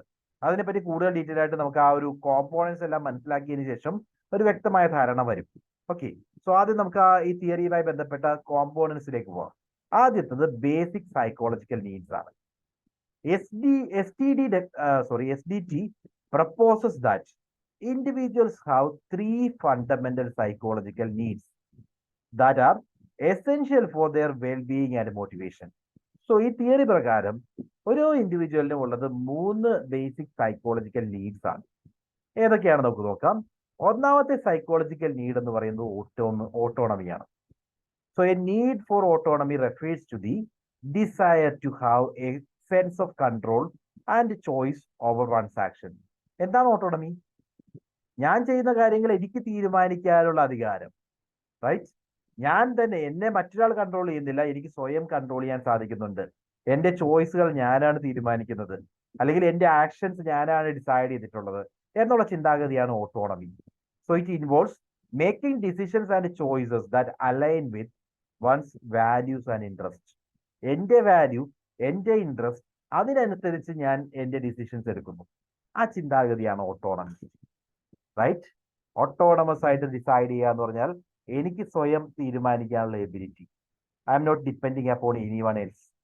എന്റെ കാര്യങ്ങൾ അല്ലെങ്കിൽ എന്റെ ആക്ഷൻസ് ഞാൻ സ്വയം തീരുമാനിച്ചതാണ്, അതിലാരും കൈ കടത്തുന്നില്ല എന്നുള്ള ഒരു ഉറപ്പ് കൂടിയാണ് ഓട്ടോണമി. സോ നമ്മൾ പറഞ്ഞുകൊണ്ടിരിക്കുന്നത് എന്തിനെ പറ്റിയാണ്? ബേസിക് സൈക്കോളജിക്കൽ നീഡാണ്. ഓരോ ഇൻഡിവിജ്വലിന്റെ ബേസിക് സൈക്കോളജിക്കൽ നീഡ്സിനെ 3 സൈക്കോളജിക്കൽ നീഡ്സ് ആയിട്ട് നമുക്ക് പറയാൻ സാധിക്കും. അതിൽ ഒന്നാമത്തെയാണ് ഓട്ടോണമി. രണ്ടാമത്തെ സൈക്കോളജിക്കൽ നീഡ് എന്ന് പറയുന്നത് കോമ്പീറ്റൻസ് ആണ്. അതായത് the need for competence relating to the desire to feel capable and effective in one's action and interaction with the environment. നമ്മളുടെ കോമ്പീറ്റൻസ് എന്ന് പറഞ്ഞാൽ എന്താ? നമ്മളുടെ ഇന്ററാക്ഷൻസിലും നമ്മളുടെ നമ്മളുടെ ആക്ഷൻസിലും നമ്മൾ ഏബിൾ ആണെന്നുള്ള വിശ്വാസം, കാര്യങ്ങൾ ചെയ്യാൻ നമുക്ക് സാധിക്കും, നമ്മളെ കൊണ്ട് സാധിക്കുന്നുണ്ട് എന്നുള്ള നമ്മളുടെ സെൽഫ് ഫീലിനെയാണ് കോമ്പീറ്റൻസ് എന്ന് പറയുന്നത്. അതായത് the need for competence relates to the desire to feel capable. നമ്മുടെ ആഗ്രഹമാണ്, നമ്മൾ കേപ്പബിൾ ആണ് എന്നുള്ള നമ്മളുടെ ആഗ്രഹം, അല്ലെങ്കിൽ എഫക്റ്റീവ് ആണ്, നമുക്ക് തീരുമാനങ്ങൾ എടുക്കാനുള്ള എഫക്റ്റീവ്നെസ് ഉണ്ട്, എബിലിറ്റി ഉണ്ട്, കേപ്പബിൾ ആണ് എന്നുള്ള നമ്മുടെ വിശ്വാസത്തെയാണ് കോമ്പീറ്റൻസ് എന്ന് പറയുന്നത്. So it involves developing skills and achieving mastery in various domains. നമ്മളുടെ കോമ്പീറ്റൻസ് ഇംപ്രൂവ് ചെയ്യാന്ന് പറഞ്ഞാൽ എന്താ? ആ ഒരു ഏരിയയിൽ നമ്മൾ കൃത്യമായിട്ട് പുതിയ കാര്യങ്ങൾ പഠിക്കുക, അതുവഴി നമ്മൾ അതിനകത്ത് കേപ്പബിൾ ആകുക. ആ ഒരു എബിലിറ്റിയാണ് കോമ്പീറ്റൻസ് എന്ന് പറയുന്നത്. So it involves developing our own skills. നമ്മൾ ആ ഒരു സബ്ജക്റ്റിൽ മാസ്റ്ററി നേടിയെടുക്കുന്നു, ഓർ പല ഡൊമൈൻസിൽ നമ്മൾ പുതിയ കാര്യങ്ങളൊക്കെ മനസ്സിലാക്കിയെടുക്കുന്നത് നമ്മളുടെ കോമ്പീറ്റൻസ് ഇംപ്രൂവ് ചെയ്യാനാണ്. So what is competence? നമ്മളുടെ desire or feel, it's actually a desire to feel. എന്തിനെ പറ്റിയാണ്? എന്ത് ഡിസയർ ആണ്? കേപ്പബിൾ ആണ്, എനിക്ക് സാധിക്കും എന്നുള്ള നമ്മളുടെ ഡിസയർ, അല്ലെങ്കിൽ എൻ്റെ ആക്ഷൻസ് എല്ലാം ഇഫക്റ്റീവ് ആണെന്നുള്ള വിശ്വാസം. ഇതൊക്കെയാണ് കോമ്പീറ്റൻസ് എന്ന് പറയുന്നത്. മൂന്നാമതായിട്ട് relatedness. So the need four relatedness reflect the desire for social connection, positive relationships, and a sense of belongingness. Relatedness എന്ന് പറയുന്നത് മൂന്നാമത്തെ സൈക്കോളജിക്കൽ നീഡാണ്. അതെന്ന് പറഞ്ഞു കഴിഞ്ഞാൽ നമ്മൾ ഒരു സോഷ്യൽ ബീയിങ് ആണ്, അതുകൊണ്ട് തന്നെ സോഷ്യൽ കണക്ഷൻ നമ്മൾ ആഗ്രഹിക്കും. മറ്റുള്ളവർ നമ്മളെ കൂടി ഇൻക്ലൂഡ് ചെയ്യണം, ഒരു ടീം പ്ലെയർ ആയിട്ട് നമുക്ക് നിൽക്കാൻ സാധിക്കണം, ഒരു നല്ല റിലേഷൻഷിപ്പ് ബിൽഡ് ചെയ്യാൻ സാധിക്കണം, ഒരു ബിലോങ്ങിങ്നെസ്, ഇവയെല്ലാം റിലേറ്റഡ്നെസിന്റെ ഭാഗമാണ്. So it involves feeling connected to others and experiencing meaning connections. ഞാൻ മറ്റുള്ളവരുമായിട്ട് റിലേറ്റഡ് ആണെന്നുള്ളൊരു സെൽഫ് ഫീൽ, അതേപോലെ ആ റിലേഷൻസ് എല്ലാം മീനിങ് ആണ്, അർത്ഥവത്തായിട്ടുള്ള റിലേഷൻ ആണ്, എനിക്ക് അതിനൊരു വിലയുണ്ടെന്നുള്ള വിശ്വാസമാണ്. അവയെല്ലാമാണ് റിലേറ്റഡ്നെസ്സിനകത്ത് വരുന്നത്. Okay, so these are the 3 psychological needs. One is autonomy, second one is competence, and third one is relatedness. 3 കൺസെപ്റ്റുകളും clear ആണോ? Yes, sir. ഓക്കെ, ഈ 3 കൺസെപ്റ്റുകളെ വെച്ചിട്ട് ആണ് നമ്മൾ ആക്ച്വലി തിയറിയെ ഡിഫൈൻ ചെയ്യുന്നത്. സോ ഈ തിയറി ആയാലും നമ്മൾ ഇനി ഡിസ്കസ് ചെയ്യാൻ പോകുന്ന അടുത്ത തിയറി ആയാലും ഇവിടെ 3 അല്ലെങ്കിൽ ഈ 2 തിയറിയിലും പറയുന്നത് ഈ 3 സൈക്കോളജിക്കൽ നീഡ്സ് ആണ്. 3 സൈക്കോളജിക്കൽ നീഡ്സും കൃത്യമായിട്ട് മനസ്സിലാക്കുക. Autonomy, competence, and the third one is relatedness. Okay, so ഇനി ഈ 3 സൈക്കോളജിക്കൽ നീഡ്സ് മനസ്സിലാക്കി കഴിഞ്ഞാൽ മോട്ടിവേഷൻ 2 രീതിയിലാക്കാം. That we know, right? There is intrinsic motivation and extrinsic motivation. SDT ചെയ്യുന്നത് distinguishes between intrinsic motivation and extrinsic motivation. Actually 2 തരത്തിലുള്ള motivation തമ്മിൽ രണ്ടിനെയും differentiate ചെയ്യുന്നുണ്ട്. ഇൻട്രിൻസിക് മോട്ടിവേഷൻ പറയുന്നത് intrinsic motivation involves engaging in an activity because it is inherently interesting, enjoyable and satisfying. എപ്പോഴാണ് നമുക്ക് intrinsic motivation വരുന്നത്? നമ്മളിപ്പോൾ ഒരു ആർട്ടിസ്റ്റ് ആണെന്ന് വിചാരിക്കുക, ആ ആർട്ട് വർക്ക് ചെയ്യുമ്പോൾ നമുക്ക് ഒരു സാറ്റിസ്ഫാക്ഷൻ കിട്ടുന്നുണ്ട്. അത് മറ്റൊരാൾ പറഞ്ഞിട്ട് ചെയ്യുന്നതല്ല, നമ്മൾ സ്വയം ചെയ്യുന്നതാണ്. അത്തരത്തിൽ നമ്മളെ സംബന്ധിച്ച് ഇൻട്രസ്റ്റിംഗ് ആയ, നമ്മളെ സംബന്ധിച്ച് എൻജോയബിൾ ആയിട്ടുള്ള ഒരു കാര്യമാണ്, അല്ലെങ്കിൽ സാറ്റിസ്ഫൈങ് ആയിട്ടുള്ള ഒരു കാര്യം നമ്മൾ സ്വമേധയാ ഏറ്റെടുത്ത് ചെയ്യുവാണെങ്കിൽ അത് ഇൻട്രിൻസിക് മോട്ടിവേഷൻ ആണ്. So it is driven by the personal interest. എന്റെ പേഴ്സണൽ ഇൻട്രസ്റ്റ് കാരണമാണ് ഞാൻ ഈ കാര്യം ചെയ്യുന്നത്. And the inherent value of the activity itself. എന്നെ സംബന്ധിച്ച് ആ ഒരു ആക്ടിവിറ്റി തന്നെ വളരെ സിഗ്നിഫിക്കന്റ് ആണ്, വളരെ റെലവന്റ് ആണ്, ഞാൻ അതിന് കൂടുതൽ ഇമ്പോർട്ടൻസ് കൊടുക്കുന്നുണ്ട്, അതുകൊണ്ടാണ് ഞാൻ ആ കാര്യം ഏറ്റെടുത്തിരിക്കുന്നത്. ഇതിനെ നമുക്ക് ഇൻട്രിൻസിക് മോട്ടിവേഷൻ എന്ന് പറയാം. വേറാസ് എക്സ്ട്രിൻസിക് മോട്ടിവേഷൻ എന്ന് പറഞ്ഞാൽ extrinsic motivation arises from external factors such as rewards, prize or avoidance of punishment. Extrinsic ആണ്, മീൻസ് എക്സ്റ്റേണലി നമുക്ക് കിട്ടുന്ന ബെനിഫിറ്റ്സ് കാരണം, അല്ലെങ്കിൽ എക്സ്റ്റേണലി ഒരു പണിഷ്മെന്റ് കിട്ടുമെന്നുള്ള പേടി കാരണം നമ്മൾ മോട്ടിവേറ്റഡ് ആവുക. പോസിറ്റീവ് ആകാം, നെഗറ്റീവ് ആകാം. പോസിറ്റീവ് മോട്ടിവേഷൻ എന്താണ്? റിവാർഡ് കൊടുക്കുക, പ്രൈസ് കൊടുക്കുക, അതുവഴി നമ്മൾ മോട്ടിവേറ്റഡ് ആവുന്നു. നമ്മളെ പ്രൈസ് ചെയ്യുന്നു, അതുവഴി നമ്മൾ മോട്ടിവേറ്റഡ് ആവും. സോ നെഗറ്റീവ് മോട്ടിവേഷൻ എന്താണ്? നമ്മളെ പണിഷ് ചെയ്യുന്നു, ഭയപ്പെടുത്തുവാണ്, ആ പണിഷ്മെന്റ് ഒഴിവാക്കാൻ വേണ്ടി നമ്മൾ മോട്ടിവേറ്റഡ് ആവുന്നു. ഓക്കെ, ഈ 2 സാഹചര്യത്തിലും എക്സ്ട്രിൻസിക് മോട്ടിവേഷൻ ആണ് ക്രിയേറ്റ് ചെയ്യപ്പെടുന്നത്. Okay, extrinsic motivation rises when external factors such as reward, praise or avoidance of punishment, അതൊക്കെ വെച്ചുകൊണ്ടാണ് നമ്മൾ മോട്ടിവേറ്റഡ് ആവുന്നതെങ്കിൽ അതിനെ എക്സ്ട്രിൻസിക് മോട്ടിവേഷൻ എന്ന് പറയാം. It involves engaging in an activity to obtain a separate outcome or reward. നമുക്കൊരു separate outcome അല്ലെങ്കിൽ separate reward നേടിയെടുക്കാൻ വേണ്ടി ഒരു ആക്ടിവിറ്റിയിൽ നമ്മൾ എൻഗേജ് ചെയ്യുന്നു. ഇതാണ് എക്സ്ട്രിൻസിക് മോട്ടിവേഷൻ. നമുക്കൊരു എക്സ്റ്റേണൽ ആയിട്ടുള്ള നമ്മുടെ ഓൺ സാറ്റിസ്ഫാക്ഷൻ അല്ല, എക്സ്റ്റേണൽ ആയിട്ടുള്ള ഒരു റിവാർഡ് കണ്ടിട്ടോ അല്ലെങ്കിൽ എക്സ്റ്റേണൽ ആയിട്ട് ഒരു പണിഷ്മെന്റ് വരും എന്നുള്ള ഭയം കൊണ്ടോ നമ്മളൊരു കാര്യം ഏറ്റെടുത്ത് ചെയ്യുവാണെങ്കിൽ അത് എക്സ്ട്രിൻസിക് മോട്ടിവേഷൻ കാരണമാണ്. ഓക്കെ, സോ രണ്ട് തരത്തിലുള്ള മോട്ടിവേഷൻ എന്തൊക്കെയാണ് ക്ലിയർ അല്ലേ? Intrinsic and extrinsic motivation. Clear? Yes, sir. Yes, sir. Okay.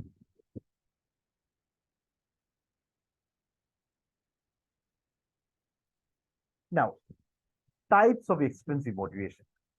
FDT actually categorizes extrinsic motivation into several types based on the degree to which they are internalized and aligned with one's values. അതായത് ഇവിടെ actually extrinsic മോട്ടിവേഷനെ ഈ ഒരു theory പ്രകാരം പല ടൈപ്പിലേക്ക് classify ചെയ്തിട്ടുണ്ട്. എങ്ങനെയാണ് classify ചെയ്തതെന്ന് വെച്ച് കഴിഞ്ഞാൽ ഒരു ഇൻഡിവിജ്വലിന്റെ ഇന്റേണൽ വാല്യൂവിലേക്ക് എത്രമാത്രം കോൺട്രിബ്യൂട്ട് ചെയ്യുന്നുണ്ട്, ഈ ഒരു മോട്ടിവേഷൻ ഒരു ഇൻഡിവിജ്വലിനെ സംബന്ധിച്ച് അദ്ദേഹത്തിന് ഇന്റേണൽ വാല്യൂവിലേക്ക് എത്രമാത്രം കോൺട്രിബ്യൂട്ട് ചെയ്യുന്നുണ്ട് എന്നുള്ളത് വെച്ചുകൊണ്ടാണ് തിയറി ഡിഫൈൻ ചെയ്തിരിക്കുന്നത്. അതായത് you actually shouldn't B worried about such things.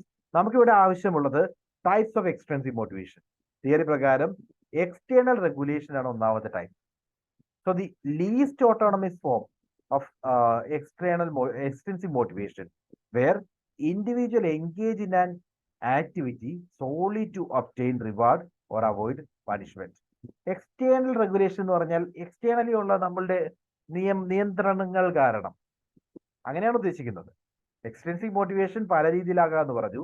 External regulation ആണെങ്കിൽ അവിടെ നമ്മൾ ആക്ച്വലി നമുക്ക് ആ റിവാർഡിന് വേണ്ടി മാത്രമാണ് നമ്മൾ ഇത് ചെയ്യുന്നത്, അല്ലെങ്കിൽ ആ പണിഷ്മെന്റ് അവോയ്ഡ് ചെയ്യാൻ വേണ്ടി മാത്രമാണ് ചെയ്യുന്നത്. നമുക്കല്ലാതെ ഇന്റേണലി ഒരു ഇൻട്രസ്റ്റും ഇല്ല. അങ്ങനെയാണ് ആ മോട്ടിവേഷൻ വരുന്നതെങ്കിൽ അതിനെ എക്സ്റ്റേണൽ റെഗുലേഷൻ എന്നാണ് പറയുന്നത്.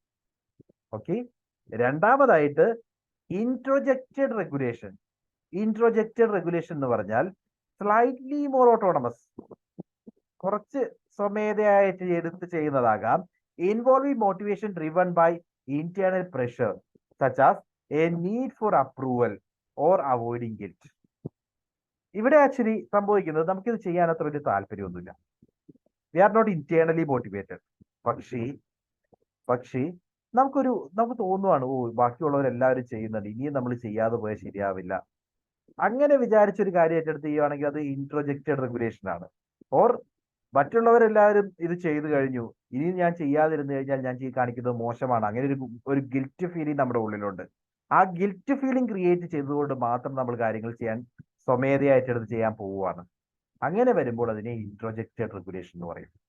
U got the difference between these two? External regulation എന്ന് പറഞ്ഞാൽ സോളി എക്സ്റ്റേണൽ ആണ്. നമ്മളുടെ ഇന്റേണലി ഒരു രീതിയിലും we are not motivated. Internally intrinsic motivation create ചെയ്യപ്പെട്ടിട്ടേ ഇല്ല. എക്സ്റ്റേണലി കിട്ടുന്ന മോട്ടിവേഷൻ കൊണ്ടോ അല്ലെങ്കിൽ എക്സ്റ്റേണലി കിട്ടുന്ന റിവാർഡ് കണ്ടിട്ടോ അല്ലെങ്കിൽ പണിഷ്മെന്റ് ഒഴിവാക്കുക എന്നുള്ള ലക്ഷ്യത്തോടു കൂടി മാത്രം നമ്മൾ കാര്യങ്ങൾ ചെയ്യുന്നത് എക്സ്റ്റേണൽ റെഗുലേഷൻ ആണ്. വേറെ നമുക്ക് തോന്നുവാണ് ഇനിയും ഇങ്ങനെ പോയാൽ ശരിയാവില്ല, നമ്മൾ ഗിൽറ്റ് ആകും, നമ്മൾ ആ ചെയ്യുന്നത് മറ്റുള്ളവരോട് കാണിക്കുന്നത് തെറ്റാണ് എന്നുള്ള വിചാരങ്ങൾ കൊണ്ട് മാത്രം കുറച്ച് സ്വയമാണ്, കംപ്ലീറ്റ്ലി എന്നാൽ സ്വമേധയല്ല. നമുക്ക് തോന്നുവാണ് ഇനിയും ചെയ്യണം, അങ്ങനെ ഒരു ഫീൽ ഉണ്ട്, പക്ഷെ we are not internally motivated. അങ്ങനെ വരുന്ന സിറ്റുവേഷൻസ് ആണ് ഇൻട്രോജക്റ്റഡ് റെഗുലേഷൻ. സ്ലൈറ്റ്ലി ഓട്ടോണമസ് ആണ്.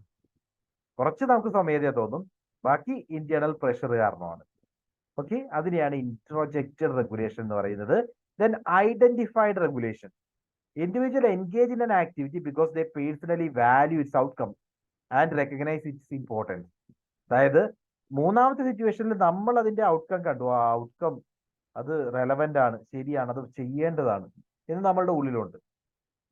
ഓക്കെ, നമ്മൾ പേഴ്സണലി ആ ഔട്ട്കമിന് ഇമ്പോർട്ടൻസ് കൊടുക്കുന്നുണ്ട്, അത് സിഗ്നിഫിക്കന്റ് ആണെന്ന് മനസ്സിലാവുന്നുണ്ട്, അതുകൊണ്ട് നമ്മൾ ചെയ്യുന്നു. അല്ലാതെ we are not 100% motivated, autonomously motivated അല്ല. എന്നാൽ ഇതിന്റെ ഔട്ട്കം ആയിട്ട് വരുന്ന ഫാക്ടർ നമുക്ക് ഇമ്പോർട്ടന്റ് ആണെന്നുള്ള തോന്നലുണ്ട്. അതുകൊണ്ട് മാത്രം നമ്മൾ ഈ കാര്യങ്ങൾ ചെയ്യുകയാണെങ്കിൽ അത് ഐഡന്റിഫൈഡ് റെഗുലേഷൻ ആണ്. And finally integrated regulation, the most autonomous form of extrinsic motivation. ഏറ്റവും ഓട്ടോണമസ് ഫോം എന്ന് പറയുന്നത് ഇന്റഗ്രേറ്റഡ് റെഗുലേഷൻ ആണ്, where individual have fully internalized the values and goals associated with the activity. ഈ പറയുന്ന ആക്ടിവിറ്റിയുടെ വാല്യൂവും ഗോളും എല്ലാം നമ്മൾ പൂർണ്ണമായിട്ട് ഉൾക്കൊണ്ട് കഴിഞ്ഞു. അതുകൊണ്ട് നമ്മൾ സ്വമേധ ഏറ്റെടുത്തി. അതിനൊരു എക്സ്റ്റേണൽ ഫോഴ്സ് ഇനി ആവശ്യമില്ല. അങ്ങനെ ഒരു മോട്ടിവേറ്റഡ് സ്റ്റേജ് ആണെങ്കിൽ അതിനെ നമ്മൾ ഇന്റഗ്രേറ്റഡ് റെഗുലേഷൻ എന്ന് പറയും. So these are the different types of extrinsic motivation. ഒന്ന് എക്സ്റ്റേണൽ റെഗുലേഷൻ, അവിടെ നമ്മളുടെ ഭാഗത്തുനിന്ന് ഒന്നും തന്നെയില്ല. We are least autonomous purely because of fear of punishment or maybe to obtain reward. അതിനുവേണ്ടി മാത്രമാണ് നമ്മൾ ഈ പറയുന്ന കാര്യം ചെയ്യുന്നതെങ്കിൽ അത് എക്സ്റ്റേണൽ റെഗുലേഷൻ ആണ്. ഇൻട്രോജക്റ്റഡ് റെഗുലേഷൻ ആണെങ്കിൽ സ്ലൈറ്റ്ലി മോർ ഓട്ടോണമസ് ആണ്. ബിക്കോസ് നമ്മൾ ആ ഒരു ഗിൽറ്റ് ഫീലിംഗ് അവോയ്ഡ് ചെയ്യുക, അല്ലെങ്കിൽ എന്തെങ്കിലും രീതിയിലുള്ള അപ്രൂവൽ നേടിയെടുക്കുക, അതിനുവേണ്ടി മാത്രമാണ് ഇത് ചെയ്യുന്നതെങ്കിൽ ഇൻട്രോജക്റ്റഡ് റെഗുലേഷൻ. ദെൻ ഐഡന്റിഫൈഡ് റെഗുലേഷൻ ആണെങ്കിൽ ഇതിൽ പറയുന്ന ഒരു റിവാർഡ് എന്ന് പറയുന്നത് നല്ല കാര്യമാണ്, അതുകൊണ്ട് നമുക്കത് ചെയ്യണം എന്ന് നമ്മൾ ചിന്തിക്കുകയാണെങ്കിൽ അത് ഐഡന്റിഫൈഡ് റെഗുലേഷൻ ആണ്. ഇന്റഗ്രേറ്റഡ് റെഗുലേഷൻ എന്ന് പറഞ്ഞു കഴിഞ്ഞാൽ നമുക്കത് 100% അതിന് വാല്യൂ കൊടുക്കുന്നുണ്ട്. അത് ഗോൾ ഇമ്പോർട്ടന്റ് ആണ് നമ്മൾ മനസ്സിലാക്കി കഴിഞ്ഞു, നമ്മളുടെ ഗോളാക്കി മാറ്റുന്നു, ഇന്റേണലൈസ് ചെയ്യുന്നു. അതായത് ഒരു പരിധി വരെ എക്സ്ട്രിൻസിക് മോട്ടിവേഷൻ ഇൻട്രിൻസിക് മോട്ടിവേഷനിലേക്ക് മാറാൻ തുടങ്ങുന്ന സ്റ്റേജ് ആണ് integrated regulation. So most autonomous form എന്ന് പറയും. Because we feel this is significant from inside. നമ്മൾ സ്വയം തന്നെ അതിൽ മോട്ടിവേറ്റഡ് ആകാൻ തുടങ്ങുന്ന സ്റ്റേജ് ആണ് integrated regulation. So these are the types. Any doubt? No, sir. Okay, ആ ടൈപ്സ് ഓർക്കുക. അപ്പോൾ നമ്മൾ രണ്ട് പുതിയ ഇതൊക്കെ ആക്ച്വലി ഈ തിയറി നിങ്ങൾ മുമ്പ് പഠിച്ചിട്ടുണ്ടോ? അതുകൂടി ഒന്ന് ചോദിച്ചോക്കട്ടെ. സെൽഫ് ഡിറ്റർമിനേഷൻ തിയറിയെ പറ്റി മുമ്പ് PG ക്ലാസ്സുകളിൽ വല്ലതും പഠിച്ചായിട്ട് ഓർക്കുന്നുണ്ടോ? ഓക്കെ, അധികം കണക്റ്റഡ് ആയിട്ട് ഡിസ്കസ് ചെയ്യാതിരിക്കുന്ന ഒരു തിയറി ആയിരിക്കാം. അത് ആരും തന്നെ പഠിച്ചു കാണില്ല, അതുകൊണ്ടാണ് ഞാൻ ഇത്രയും സ്ലോ ആയിട്ട് പറയുന്നത്. സോ ഈ തിയറി പ്രകാരം ഇൻട്രൻസിക് ആൻഡ് എക്സ്ട്രിൻസിക് ഫാക്ടേഴ്സ് എങ്ങനെ ഇൻഡിവിജ്വൽ മോട്ടിവേഷനിലേക്ക് കൊണ്ടുവന്നെത്തിക്കുന്നതാണ് പറയുന്നത്. അപ്പോൾ അതിനു വേണ്ടിയാണ് നമ്മൾ ആദ്യം തന്നെ ഒരു ഇൻഡിവിജ്വലിന്റെ സൈക്കോളജിക്കൽ നീഡ്സിനെ പറ്റി ഡിസൈഡ് ചെയ്തത്. 3 തരത്തിലുള്ള സൈക്കോളജിക്കൽ നീഡ്സ് ആണ് ഏതൊരു ഇൻഡിവിജ്വലിലും ഉള്ളത്: autonomy, competence and relatedness. Then intrinsic and extrinsic motivation കൺസെപ്റ്റുകളെ പറ്റി പറഞ്ഞു. ഇൻട്രൻസിക് മോട്ടിവേഷൻ എന്താണ്, എക്സ്ട്രിൻസിക് മോട്ടിവേഷൻ എന്താണെന്ന് പറഞ്ഞു. അതിനുശേഷം ടൈപ്സ് ഓഫ് എക്സ്ട്രിൻസിക് മോട്ടിവേഷനെ പറ്റി പറഞ്ഞു. അത് എക്സ്റ്റേണൽ റെഗുലേഷൻ ആകാം, ഇൻട്രോജക്റ്റഡ് റെഗുലേഷൻ ആകാം, ഐഡന്റിഫൈഡ് റെഗുലേഷൻ ആകാം, ഇന്റഗ്രേറ്റഡ് റെഗുലേഷൻ ആകാം. ഇനി what is self determination? Self determination continuum എന്ന് പറയും. അതായത് SDT presents a continuum of motivation ranging from amotivation, അതായത് lack of motivation, through extrinsic motivation to intrinsic motivation. ഇപ്പൊ നമ്മൾ പറഞ്ഞ ആ ഡിഫറെന്റ് ടൈപ്സ് ഓഫ് എക്സ്ട്രിൻസിക് മോട്ടിവേഷനിൽ നിങ്ങൾക്ക് തോന്നിയോ actually this thing is leading to intrinsic motivation എന്ന് ഫീൽ തോന്നിയോ? ഈ സ്റ്റേജസിലൂടെ ഒന്ന് പോയി നോക്കി, ടൈപ്സ് ഓഫ് എക്സ്ട്രിൻസിക് മോട്ടിവേഷനിലൂടെ ഒന്ന് പോയി നോക്കി. ആദ്യം പറഞ്ഞത് എക്സ്റ്റേണൽ റെഗുലേഷൻ ആണ്, അവിടെ പൂർണ്ണമായിട്ടും എക്സ്റ്റേണൽ ആണ്, റൈറ്റ്? അതായത് എക്സ്ട്രിൻസിക് മോട്ടിവേഷൻ ആണ്, ഇന്റേണലിലേക്ക് വരുന്നേ ഇല്ല. രണ്ടാമതായിട്ട് പറഞ്ഞ ഇൻട്രോജക്റ്റഡ് ആണ്, ഒരു ചെറിയ പാർട്ട് മാത്രം നമുക്ക് ഓട്ടോണമസ് ആയി എന്ന് പറഞ്ഞാൽ ഇൻട്രിൻസിക് ആയി ഒരു ഇന്റേണലൈസ് ചെയ്തു. അങ്ങനെയാണല്ലോ അതിന്റെ അർത്ഥം. നമുക്ക് നമ്മുടെ ഉള്ളിലേക്ക് പതുക്കെ പതുക്കെ തോന്നി തുടങ്ങി. ഇനി ഐഡന്റിഫൈഡ് ആണ്, ഇതിൽ ചില കാര്യങ്ങൾ നമുക്ക് റെലവെന്റ് ആണെന്ന് മനസ്സിലായി, അതുകൊണ്ട് അത് നമ്മൾ സ്വയം ചെയ്യാൻ തുടങ്ങി. ഇനി ഇന്റഗ്രേറ്റഡ് ആയെന്ന് പറഞ്ഞാലോ, എക്സ്ട്രിൻസിക് മോട്ടിവേഷൻ നമ്മളുടെ ഇൻട്രിൻസിക് മോട്ടിവേഷനായി മാറിക്കഴിഞ്ഞു. അത്തരത്തിലൊരു ട്രാൻസ്ഫോർമേഷനെ പറ്റിയാണ് ഈ ഒരു തിയറി പറയുന്നത്.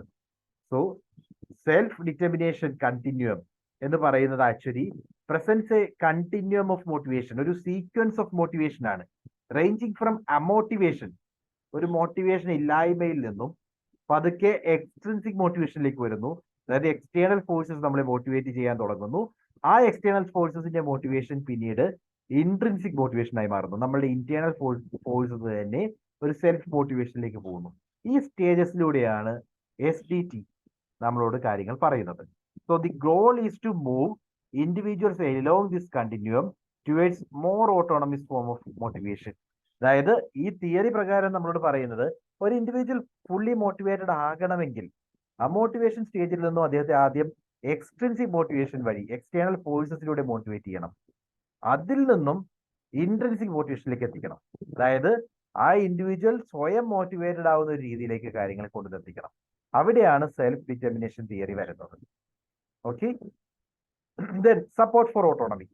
Creating environment that supports autonomy is a central aspect of SDT. എന്തുകൊണ്ടാണ് ഓട്ടോണമി വേണമെന്ന് പറയുന്നത്? Because it's a psychological need, right? ഒരു ബേസിക് സൈക്കോളജിക്കൽ നീഡാണ് ഓട്ടോണമി. അപ്പൊ ഇൻഡിവിജ്വൽ സ്വയം കാര്യങ്ങൾ ചിന്തിക്കാവുന്ന രീതിയിലേക്ക് കാര്യങ്ങൾ പോകുമ്പോൾ മാത്രമേ അവിടെ ഇൻട്രൻസിക് മോട്ടിവേഷൻ അറൈസ് ചെയ്യൂ. ഓട്ടോണമി കൂടുതലായിട്ട് വരുവാണെങ്കിൽ അർത്ഥം എന്താണ്? ഇൻട്രൻസിക് മോട്ടിവേഷൻ ഓട്ടോമാറ്റിക്കലി ക്രിയേറ്റ് ചെയ്യപ്പെടും. അതുകൊണ്ട് ഒരു ഓട്ടോണമി സപ്പോർട്ട് ചെയ്യുന്ന ഒരു എൻവയോൺമെന്റ് ക്രിയേറ്റ് ചെയ്യുക എന്നുള്ളതാണ് SDTയുടെ basic thing. Autonomy supportive environment provide choice, acknowledge individuals' perspective and encourages self-initiation. അതായത് നമുക്ക് നമ്മളുടെ മുമ്പിലുള്ള തീരുമാനങ്ങൾ എടുക്കാൻ സാധിക്കും. നമ്മളുടെ കാര്യങ്ങൾ സ്വന്തമായിട്ട് ചിന്തിച്ചെടുക്കാവുന്ന ഒരു എൻവയോൺമെന്റ് ആണ് ഓട്ടോണമി സപ്പോർട്ടീവ് എൻവയോൺമെന്റ്. അതുകൊണ്ട് നമ്മുടെ മുമ്പിൽ ഡിഫറെന്റ് ചോയ്സസ് അവൈലബിൾ ആയിരിക്കും. ഒരു എക്സ്റ്റേണൽ ഫോഴ്സ് നമ്മളുടെ ഇത് പറയുന്ന കാര്യമല്ല. നമുക്ക് ഏതാണ് നല്ല ചോയ്സ് എന്ന് ചിന്തിച്ച് ആ സെലക്ട് ചെയ്യാവുന്ന രീതിയിൽ ഡിഫറെന്റ് ചോയ്സസ് അവിടെ അവൈലബിൾ ആയിരിക്കും. അതേപോലെ ഓരോ ഇൻഡിവിജ്വലിന്റെ പെർസ്പെക്റ്റീവ്സിനും അവിടെ അക്നോളജ് ചെയ്യപ്പെടും. ഓരോ ഇൻഡിവിജ്വൽസിന്റെ വ്യൂ പോയിന്റ്സും അവിടെ എൻകറേജ് ചെയ്യപ്പെടും. അതോടൊപ്പം തന്നെ സെൽഫ് ഇനീഷ്യേഷൻ, സ്വന്തമായിട്ട് കാര്യങ്ങൾ ഏറ്റെടുത്ത് ചെയ്യുന്നത് പ്രൊമോട്ട് ചെയ്യപ്പെടും. അങ്ങനെ ഒരു എൻവയോൺമെന്റ് ആണ് ഈ SDT പ്രകാരം ക്രിയേറ്റ് ചെയ്യപ്പെടുന്നത്. Then psychological well-being. SDT emphasizes that satisfaction is the basic psychological need, right? അതായത് ഓട്ടോണമി, കോമ്പീറ്റൻസ് ആൻഡ് റിലേറ്റഡ്നെസ്, ഇവ മൂന്നുമാണ് സാറ്റിസ്ഫാക്ഷനിലേക്ക് കോൺട്രിബ്യൂട്ട് ചെയ്യുന്നത്. And these three things will contribute to psychological wellbeing, enhanced performance and personal growth. ഇവ മൂന്നും ഉണ്ടെങ്കിൽ autonomy വേണം, competence വേണം, അതേപോലെ റിലേറ്റഡ്നെസ് വേണം. ഇവ മൂന്നും ഉണ്ടെങ്കിൽ ആ ഇൻഡിവിജ്വലിന്റെ വെൽബീയിങ്ങിലേക്ക് അത് കോൺട്രിബ്യൂട്ട് ചെയ്യും, അവരുടെ പെർഫോമൻസ് ഇംപ്രൂവ് ചെയ്യും, പേഴ്സണൽ ഗ്രോത്തിലേക്ക് കാര്യങ്ങൾ കൊണ്ടെത്തിക്കും. Okay, so SDT has been widely applied in various fields, including education, sports, healthcare, and workplace management. ഇവിടെയെല്ലാം നമുക്ക് ഇത് ഉപയോഗിക്കാം.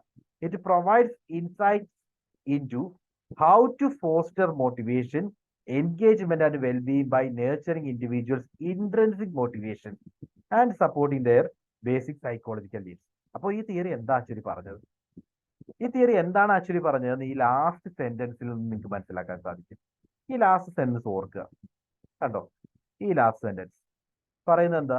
It provides insight into how to foster motivation. എങ്ങനെയാണ് മോട്ടിവേഷൻ കൂട്ടേണ്ടത്, എങ്ങനെയാണ് എൻഗേജ്മെന്റിലേക്ക് എത്തേണ്ടത്, അതേപോലെ എങ്ങനെയാണ് വെൽബീയിങ് എൻഷുർ ചെയ്യേണ്ടത് എന്ന് ചോദിച്ചു കഴിഞ്ഞാൽ it can be done by nurturing individuals intrinsic motivation. എന്തിലേക്കാണ്?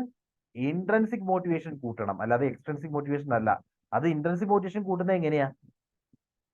നമ്മൾ പറഞ്ഞു അമോട്ടിവേഷൻ സ്റ്റേജിൽ നിന്നും എക്സ്ട്രൻസിക് മോട്ടിവേഷൻ വഴി മാത്രമേ നമുക്ക് ഇൻട്രൻസിക് മോട്ടിവേഷൻ ഇംപ്രൂവ് ചെയ്യാൻ സാധിക്കൂ. അതോടൊപ്പം തന്നെ അവരുടെ സൈക്കോളജിക്കൽ നീഡ്സ് സാറ്റിസ്ഫൈ ചെയ്യാനും നമുക്ക് സാധിക്കണം.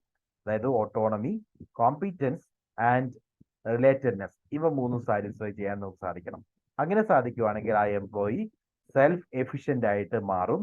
They will be highly motivated. That is all about SDT. മനസ്സിലായോ? SDT തിയറി പറയുന്ന കാര്യങ്ങൾ ക്ലിയർ ആയെന്ന് വിശ്വസിക്കുന്നു. So that is the theory. നമ്മൾ ആദ്യം തന്നെ അത് അണ്ടർലൈൻ ചെയ്ത് വെച്ചിട്ടുണ്ട്. ഞാൻ എന്നിട്ട് അത് എക്സ്പ്ലെയിൻ ചെയ്യാമെന്ന് പറഞ്ഞിട്ടു.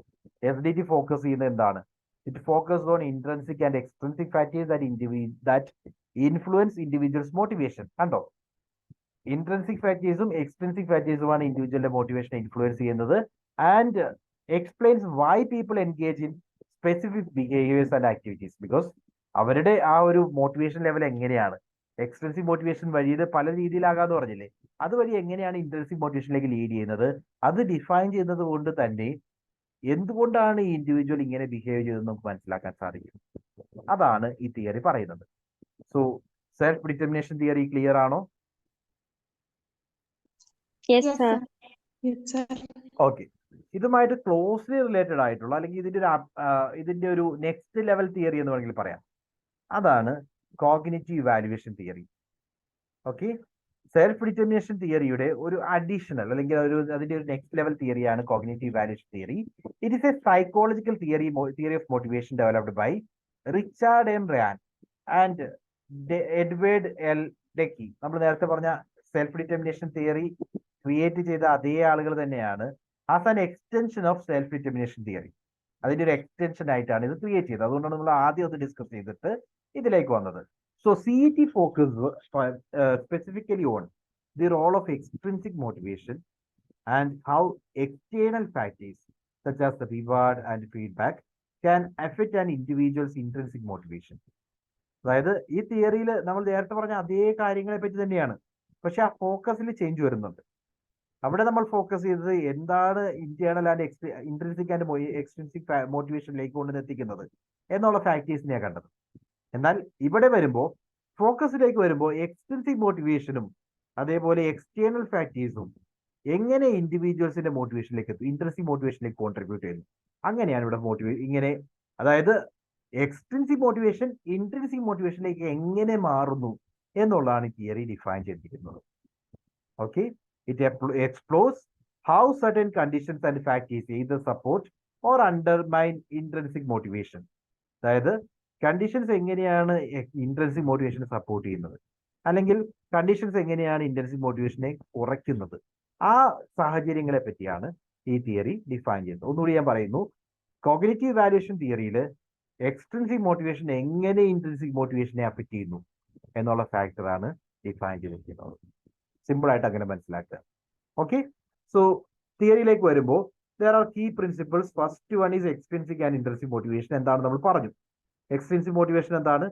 എക്സ്ട്രിൻസിക് എന്ന് പറഞ്ഞാൽ നമുക്ക് എക്സ്റ്റേണൽ ഫാക്ടേഴ്സ് വെച്ചിട്ട് റിവാർഡ് പോലെ അല്ലെങ്കിൽ പ്രൈസ് പോലെ അല്ലെങ്കിൽ പണിഷ്മെന്റ് അവോയ്ഡ് ചെയ്യാൻ വേണ്ടിയാണ് മോട്ടിവേഷൻ വരുന്നതെങ്കിൽ അത് എക്സ്ട്രിൻസിക് ആണ്. അതേസമയം ഇൻട്രിൻസിക് മോട്ടിവേഷൻ എന്ന് പറഞ്ഞു കഴിഞ്ഞാൽ നമ്മളെ സംബന്ധിച്ച് നമ്മൾക്കൊരു പ്ലീസിങ് ആയിട്ടുള്ള ഒരു ആക്ടിവിറ്റി, ഒരു എൻജോയ്മെന്റ് അല്ലെങ്കിൽ സാറ്റിസ്ഫാക്ഷൻ തരുന്ന ഒരു ആക്ടിവിറ്റിയാണ് നമ്മൾ സ്വമേധയായിട്ട് ചെയ്യുവാണെങ്കിൽ അത് ഇൻട്രിൻസിക് മോട്ടിവേഷൻ ആണ്. ഓക്കെ, അതൊക്കെ നമ്മൾ ഓൾറെഡി ഡിഫൈൻ ചെയ്ത കാര്യങ്ങളാണ്. ദെൻ അവിടെ വരുന്ന അടുത്ത component autonomy, competence and relatedness. ഇത് മൂന്നും നമ്മൾ ഓൾറെഡി പറഞ്ഞു. ഓട്ടോണമി എന്താണ്? refers to individual sense of control and choice over their actions. നമ്മൾ ചെയ്യുന്ന കാര്യങ്ങളിൽ നമുക്ക് എത്രമാത്രം കൺട്രോൾ ഉണ്ട്, സ്വയം ഏറ്റെടുത്ത് ചെയ്യുവാണെങ്കിൽ അത് ഓട്ടോണമിയാണ്. ഓക്കെ, അതേപോലെ കോമ്പീറ്റൻസ് എന്ന് പറഞ്ഞാൽ sense of capability and effectiveness in performing task. കാര്യങ്ങൾ ഏറ്റെടുത്ത് ചെയ്യാൻ വേണ്ടി എത്രമാത്രം നമ്മൾ ഏബിൾ ആണ്, ആ കേപ്പബിലിറ്റി ആൻഡ് ഇഫക്റ്റീവ്നെസ്സിനെയാണ് കോമ്പീറ്റൻസ് എന്ന് പറയുന്നത്. റിലേറ്റഡ്നെസ് എന്ന് പറയുമ്പോൾ അഗെയിൻ സോഷ്യൽ കണക്ഷൻ ആണ്, ഒരു പോസിറ്റീവ് റിലേഷൻഷിപ്പിനെ പറ്റിയാണ് റിലേറ്റഡ്നെസ് പറയുന്നത്. സെയിം തിങ്, തിയറീസ് എല്ലാം സെയിം ആണ്. ഡിഫറൻസ് പറയുന്നത് ഒരു എക്സ്റ്റൻഷൻ മാത്രമാണ് ഈ തിയറി. മുമ്പ് നമ്മൾ പറഞ്ഞ SDT തിയറിയുടെ ഒരു എക്സ്റ്റൻഷൻ മാത്രമാണ് CET. അങ്ങനെ ഓർത്തേക്ക്. So external events and factors. CET focus on how external events, particularly those related to reward and feedback. ഇവിടെ നമ്മൾ കോൺസെൻട്രേറ്റ് ചെയ്യുന്ന ഏരിയ എന്ന് പറയുന്നത് എക്സ്റ്റേണൽ ഇവന്റ്സ് എങ്ങനെ മോട്ടിവേഷനെ ഇൻഫ്ലുവൻസ് ചെയ്യും. ഓക്കെ, അതായത് റിവാർഡും ഫീഡ്ബാക്കും കൊണ്ട് എങ്ങനെ മോട്ടിവേഷൻ ചേഞ്ച് ചെയ്യുന്നു. It distinguishes between controlling and informational aspects of external events. External events നമ്മളുടെ മോട്ടിവേഷൻ എങ്ങനെ കൺട്രോൾ ചെയ്യുന്നുണ്ട്, അതേപോലെ എക്സ്റ്റേണൽ ഇവന്റ്സ് തന്നെ എങ്ങനെ നമ്മുടെ മോട്ടിവേഷനിലേക്ക് കൂടുതൽ ഇൻട്രോഡ്സ് തരുന്നത്, ഇൻഫർമേഷൻസ് തരുന്നത്, ഇതിനെ പറ്റിയാണ് ഇവിടെ പറയുന്നത്. So external events and factors plays a vital role. മോട്ടിവേഷനിലേക്ക് വരുമ്പോൾ എക്സ്റ്റേണൽ ഇവന്റ്സും ഫാക്ടേഴ്സും കൂടുതൽ റോൾ പ്ലേ ചെയ്യുന്നുണ്ടെന്ന് CET തിയറി ഡിഫൈൻ ചെയ്യുന്നു. Okay, then controlling factors.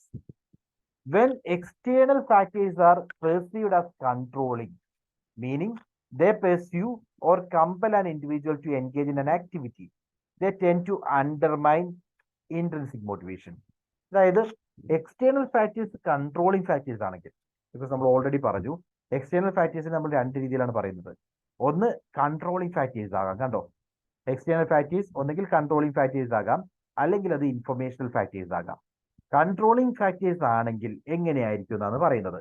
Controlling factors ആണെങ്കിൽ external factors are perceived as controlling, meaning they perceive or compel an individual to engage in an activity. അവരെ compel ചെയ്യുവാണ് അല്ലെങ്കിൽ pressure ചെയ്യുവാണ്. They actually pressurise or compel. ആ employee ഒരു ഇൻഡിവിജ്വലിനെ കൊണ്ട് ആ കാര്യം ചെയ്യിപ്പിക്കാൻ വേണ്ടി പ്രേരിപ്പിക്കുന്ന അല്ലെങ്കിൽ ചെയ്യുന്നതിൽ നിന്നും തടഞ്ഞു നിർത്തുന്ന ആക്ടിവിറ്റി ആയിട്ട് നമുക്ക് പറയാം controlling activity. They tend to undermine intrinsic motivation. Controlling എന്ന് പറയുമ്പോൾ സെൽഫ് സഫിഷ്യന്റ് അല്ല, അതായത് ഓട്ടോണമസ് അല്ല. ഓട്ടോണമസ് ആയ സിറ്റുവേഷനിൽ മാത്രമേ ഇൻട്രിൻസിക് മോട്ടിവേഷൻ വരൂ എന്ന് നമ്മൾ ഓൾറെഡി പറഞ്ഞു. പക്ഷേ കൺട്രോളിങ് ഫാക്ടേഴ്സ് വരുമ്പോൾ നമ്മളുടെ ആ ഇൻട്രിൻസിക് മോട്ടിവേഷനെ അണ്ടർമൈൻ ചെയ്യുവാണ്, അതിനെ കുറയ്ക്കാൻ അത് കാരണമാകും. For example, offering A reward four completing A previously enjoyable hobby can make the activity feel less intrinsically motivation. അതായത് മുമ്പ് നമുക്കതൊരു ഹോബി ആയിട്ട് നമ്മൾ സ്വമേധയായിട്ട് എടുത്തിരുന്ന കാര്യമാണ്. പക്ഷെ ഇപ്പൊ അത് ചെയ്യണമെങ്കിൽ നിങ്ങൾക്ക് ഒരു റിവാർഡ് വരുവാണ്. എന്താ സംഭവിക്കുക? മുമ്പ് നമുക്കത് ഹോബി ആയിരുന്നു, നമ്മൾ മുമ്പ് സ്വയം എടുത്തെടുത്തതാണ്. പക്ഷെ ഇപ്പോ അതൊരു എക്സ്റ്റേണൽ റിവാർഡ് വെച്ച് അറ്റാച്ച് ചെയ്തിട്ട് മാത്രമാണ് നമ്മൾ ചെയ്യുന്നതെങ്കിൽ നമ്മളുടെ ആ ഇന്റേണൽ ഫീൽ നഷ്ടമാകും.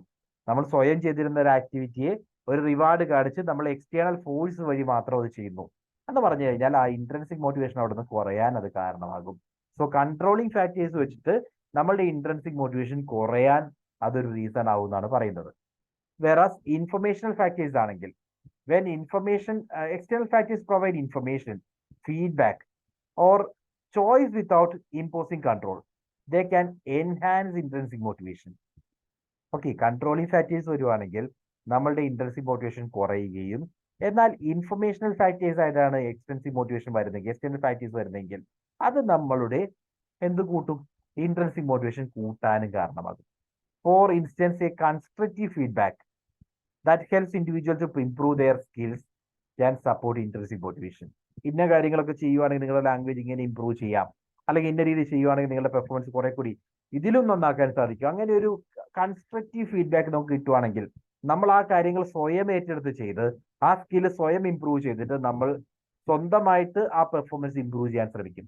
അവിടെ അറേസ് ചെയ്തത് എന്താ? ഇൻട്രൻസിക് മോട്ടിവേഷൻ ഓട്ടോമാറ്റിക്കലി ക്രിയേറ്റ് ചെയ്യപ്പെട്ടു. ഓക്കെ, സോ ഇവിടെ പറഞ്ഞിരിക്കുന്നത് എക്സ്റ്റേണൽ ഇവന്റ്സ് ആൻഡ് ഫാക്ടേഴ്സ് എങ്ങനെ ഇൻട്രൻസിക് മോട്ടിവേഷനെ അഫക്ട് ചെയ്യുന്നു എന്നാണ്. എക്സ്റ്റേണൽ ഇവന്റ്സ് ആൻഡ് ഫാക്ടേഴ്സ് ഒന്നെങ്കിൽ കൺട്രോളിങ് ഫാക്ടേഴ്സ് ആയിട്ട് വരാം, അങ്ങനെ വന്നു കഴിഞ്ഞാൽ ഇൻട്രൻസിക് മോട്ടിവേഷൻ അത് കുറയ്ക്കും.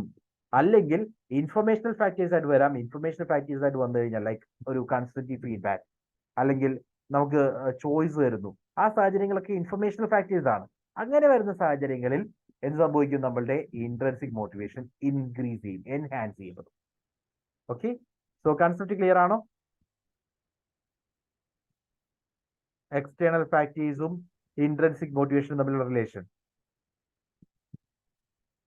സർ, ഇൻഫോർമേഷണൽ ഫാക്ടേഴ്സ് ഒന്നുകൂടെ പറയോ? ഇൻഫർമേഷണൽ ഫാക്ടേഴ്സ് എന്ന് പറഞ്ഞാൽ ഇത്ര മാത്രം, ഇത് മാത്രം നോക്കുക. ഫീഡ്ബാക്ക്, നമുക്കൊരു നല്ല ഫീഡ്ബാക്ക് കിട്ടുവാണ്, എന്ത് സംഭവിക്കും? നമ്മളുടെ ഇൻട്രൻസിക് മോട്ടിവേഷൻ, സ്വയം കാര്യങ്ങൾ ചെയ്യണം എന്നുള്ള ഒരു ഓട്ടോണമസ് ഫീല് സ്വന്തമായിട്ട് വരും, ഇൻക്രീസ് ചെയ്യും. കണ്ടോ? അല്ലെങ്കിൽ നമുക്ക് വി ക്യാൻ സേ ലൈക്ക് നമ്മളോട് പറയുകയാണ് ഇന്ന സ്കിൽസിൽ ഇന്ന രീതിയിൽ വർക്ക് ചെയ്യുവാണെങ്കിൽ അത് കുറെ കൂടി ഇമ്പ്രൂവ് ചെയ്യാൻ സാധിക്കും. അപ്പൊ നമ്മൾ ആ സ്കില്ലിനെ പെർട്ടിക്കുലർലി ഇമ്പ്രൂവ് ചെയ്യാനുള്ള സ്വയം ഒരു ശ്രമം നടത്തും. ഇതൊക്കെ എന്താ സംഭവിക്കുന്നത്? എക്സ്റ്റേണലി ഒരു ഫീഡ്ബാക്ക് കിട്ടി, ആ ഫീഡ്ബാക്ക് വെച്ചിട്ട്, അത് നല്ല ഫീഡ്ബാക്ക് ആണ്, കൺസ്ട്രക്റ്റീവ് ഫീഡ്ബാക്ക് എന്ന് പറയാനുള്ള കാരണം അതാണ്, നമ്മളെ ഇമ്പ്രൂവ് ചെയ്യിപ്പിക്കാൻ പര്യാപ്തമായ ഫീഡ്ബാക്ക് ആയിരിക്കണം. അങ്ങനെയുള്ള ഫീഡ്ബാക്സ് ഒക്കെ കിട്ടുമ്പോൾ നമ്മൾ എന്ത് ചെയ്യും? നമുക്കത് ഒരു മോട്ടിവേഷൻ ഫാക്ടറാണ്, ഒരു ഇന്റേണൽ മോട്ടിവേഷൻ ഓട്ടോമാറ്റിക്കലി ക്രിയേറ്റ് ചെയ്യപ്പെടും. നമ്മൾ സ്വയം ആ ഒരു പെർട്ടിക്കുലർ സ്കില്ലിൽ വർക്ക് ചെയ്ത് അതിനെ ഇമ്പ്രൂവ് ചെയ്യാൻ ശ്രമിക്കും. ഇതെല്ലാം ഇൻഫർമേഷണൽ ഫാക്ടേഴ്സ് ആണ്. ഓക്കെ, അത്തരത്തിൽ ചിന്തിക്കാം. നമുക്ക് തന്നിരിക്കുന്ന ഇൻഫർമേഷൻ നമ്മളുമായി ബന്ധപ്പെട്ട ഇൻഫർമേഷൻ ആകാം, അല്ലെങ്കിൽ വി ക്യാൻ സേ ഒരു ഫീഡ്ബാക്ക് ആകാം. ഇത്തരത്തിലുള്ള ഇൻഫർമേഷൻ കിട്ടുമ്പോൾ അത് പോസിറ്റീവ് തിങ് ആണ്. നമ്മൾ ചെയ്ത കാര്യങ്ങളുമായി ബന്ധപ്പെട്ട് പോസിറ്റീവായിട്ട് നമ്മളുടെ അഫക്ട് ചെയ്യും. അങ്ങനെ ഒരു പോസിറ്റീവ് ഫീഡ്ബാക്ക് കിട്ടി വിചാരിക്കുക, നമ്മുടെ ഇൻട്രൻസിക് മോട്ടിവേഷൻ ഓട്ടോമാറ്റിക്കലി ഇമ്പ്രൂവ് ചെയ്യും. വേറെ നമുക്ക് കിട്ടിയിരിക്കുന്നത് ഒരു നെഗറ്റീവ് ഫീഡ്ബാക്ക് ആണ്, ഒരു നെഗറ്റീവ് തിങ് ആണ്, ഒരു കമ്പൽഷൻ ആണ്, റൈറ്റ്? അല്ലെങ്കിൽ കൺട്രോളിങ് ഫാക്ടർ ആണ്. നമ്മളിപ്പോ സ്വന്തമായിട്ട് ചെയ്തിരുന്ന കാര്യത്തിന് നിങ്ങൾ നാളെ മുതൽ ഇത് 5 എണ്ണം ചെയ്തതാ, ഞാൻ ഇത്ര കാശ് തരാം എന്ന് പറയുമ്പോൾ ആ ഹോബി അവിടെ മിസ്സിംഗ് ആയി. ലൈക്ക് പെയിന്റിങ് ചെയ്യുകയെന്ന് വിചാരിക്കുക, നമ്മളൊരു പെയിന്റർ ആണെന്ന് വിചാരിക്കുക, നമുക്ക് സാറ്റിസ്ഫാക്ഷൻ തരുന്നത് എപ്പോഴാണ്? നമ്മൾ വിചാരിക്കുന്ന, മനസ്സിൽ വിചാരിക്കുന്ന കാര്യങ്ങൾ പെയിന്റ് ചെയ്ത് കഴിയുമ്പോഴാണ്. അതാണ് സാറ്റിസ്ഫാക്ഷൻ ക്രിയേറ്റ് ചെയ്യുന്നത്, അതാണ് മോട്ടിവേഷൻ ക്രിയേറ്റ് ചെയ്യുന്നത്. വേറെ അവിടെ ഇൻട്രൻസിക് മോട്ടിവേഷൻ ക്രിയേറ്റ് ചെയ്തു, പക്ഷേ ഈ പറയുന്ന പെയിന്റിങ് നാളെ നിങ്ങൾ വരയ്ക്കേണ്ടത് ഇന്നതാണ്, അതിന് ഞാൻ നിങ്ങൾക്ക് 100 രൂപ വെച്ച് തരാം എന്ന് പറഞ്ഞാൽ എക്സ്റ്റൻസീവ് മോട്ടിവേഷനായി മാറി. അവിടെ ഇൻട്രൻസിക് മോട്ടിവേഷൻ ക്രിയേറ്റ് ചെയ്യുന്നില്ല, എക്സ്റ്റൻസീവ് മോട്ടിവേഷൻ, ആ ഒരു പൈസയ്ക്ക് വേണ്ടി മാത്രമായിരിക്കും പിന്നീട് നമ്മൾ അത് ചെയ്യുന്നത്. അങ്ങനെ വരുമ്പോൾ അതിനെ കൺട്രോളിങ് ഫാക്ടേഴ്സ് എന്ന് പറയും. കൺട്രോളിങ് ഫാക്ടേഴ്സ് വന്നു കഴിഞ്ഞാൽ എക്സ്റ്റൻസീവ് മോട്ടിവേഷൻ ആണ് ക്രിയേറ്റ് ചെയ്യുന്നത്. ദാറ്റ് മീൻസ് നമ്മുടെ internal motivation or intrinsic motivation കുറയാൻ അത് കാരണമാകും. വേറെ ഇൻഫർമേഷണൽ ഫാക്ടേഴ്സ് ആണെങ്കിൽ അത് നമ്മളുടെ internal motivation or intrinsic motivation കൂട്ടാൻ അത് പര്യാപ്തമാവും. What's the difference?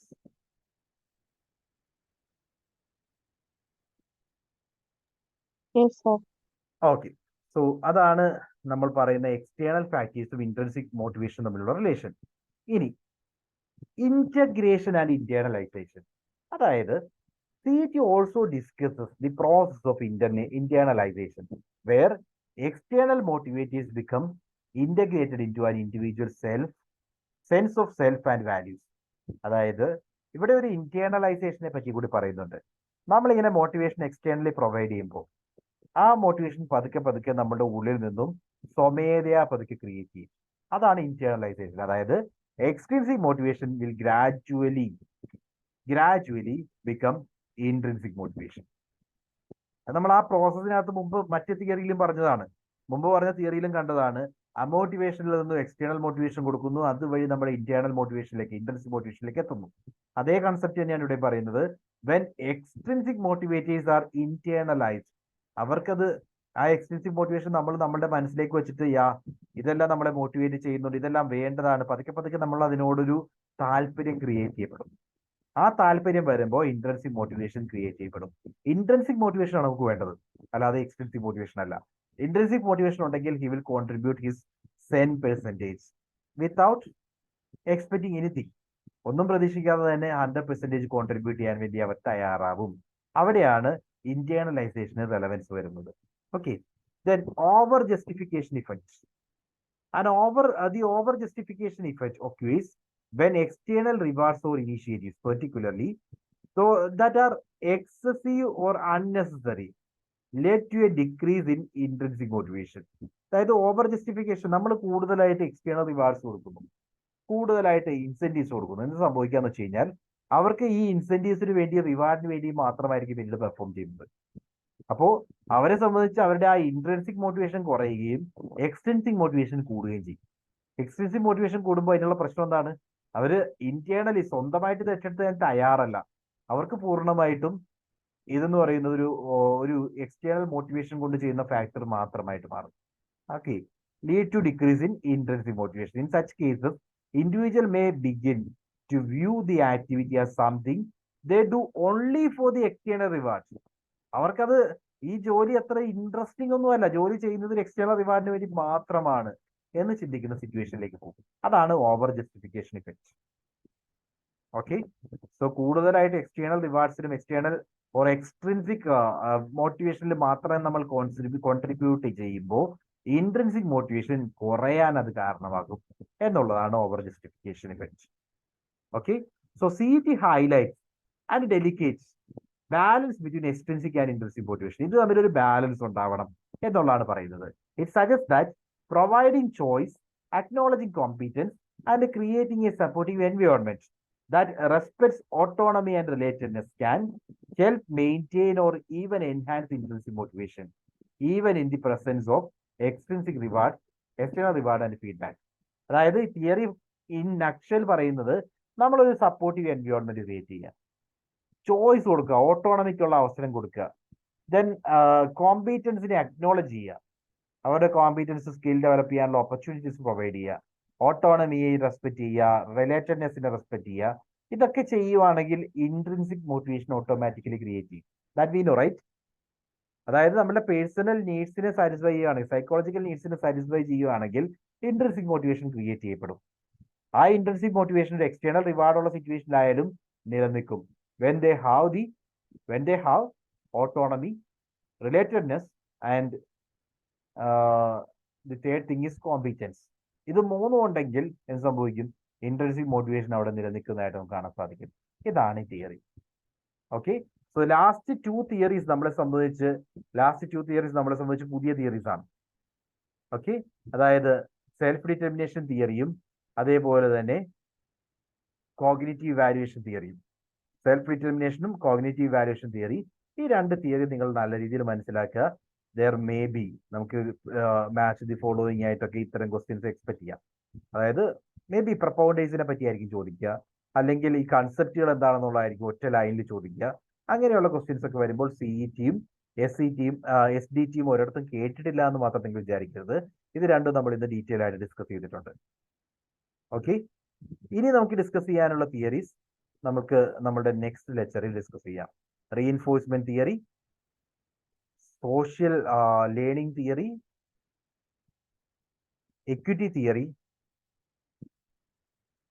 Attribution theory. ഈ 3 തിയറീസ് ആണ് ഇനി നമുക്ക് ഡിസ്കസ് ചെയ്യാനുള്ളത് ഈ ഏരിയയിൽ. അത് കഴിഞ്ഞാൽ നമുക്ക് ലീഡർഷിപ്പ് തിയറീസിനെ പറ്റി ഡിസ്കസ് ചെയ്യണം. So all these theories are very very very important. അതുകൊണ്ടാണ് ഇത്രയും ഡീറ്റെയിൽ ആയിട്ടുള്ള ഡിസ്കഷൻ നമ്മൾ അറേഞ്ച് ചെയ്യുന്നത്. വളരെ നിങ്ങൾ അറ്റൻഡ് ചെയ്തവരെല്ലാവരും ഇതൊന്ന് റിവൈസ് ചെയ്യുക. ഓക്കെ, ഞാൻ ഓൾറെഡി ഇതിന്റെ PPT അപ്ലോഡ് ചെയ്തിട്ടുണ്ട്. Go through it. എന്തെങ്കിലും ഡൗട്ട്സ് വരുവാണെങ്കിൽ ചോദിക്കുക. സോ ഇത്രയും കാര്യങ്ങളാണ് ഇന്നത്തെ സെഷൻ നമുക്ക് ഡിസ്കസ് ചെയ്യാനുണ്ടായിരുന്നത്. നമ്മൾ വീണ്ടും നെക്സ്റ്റ് ലെക്ചറിൽ കാണും. So bye. Thank you sir.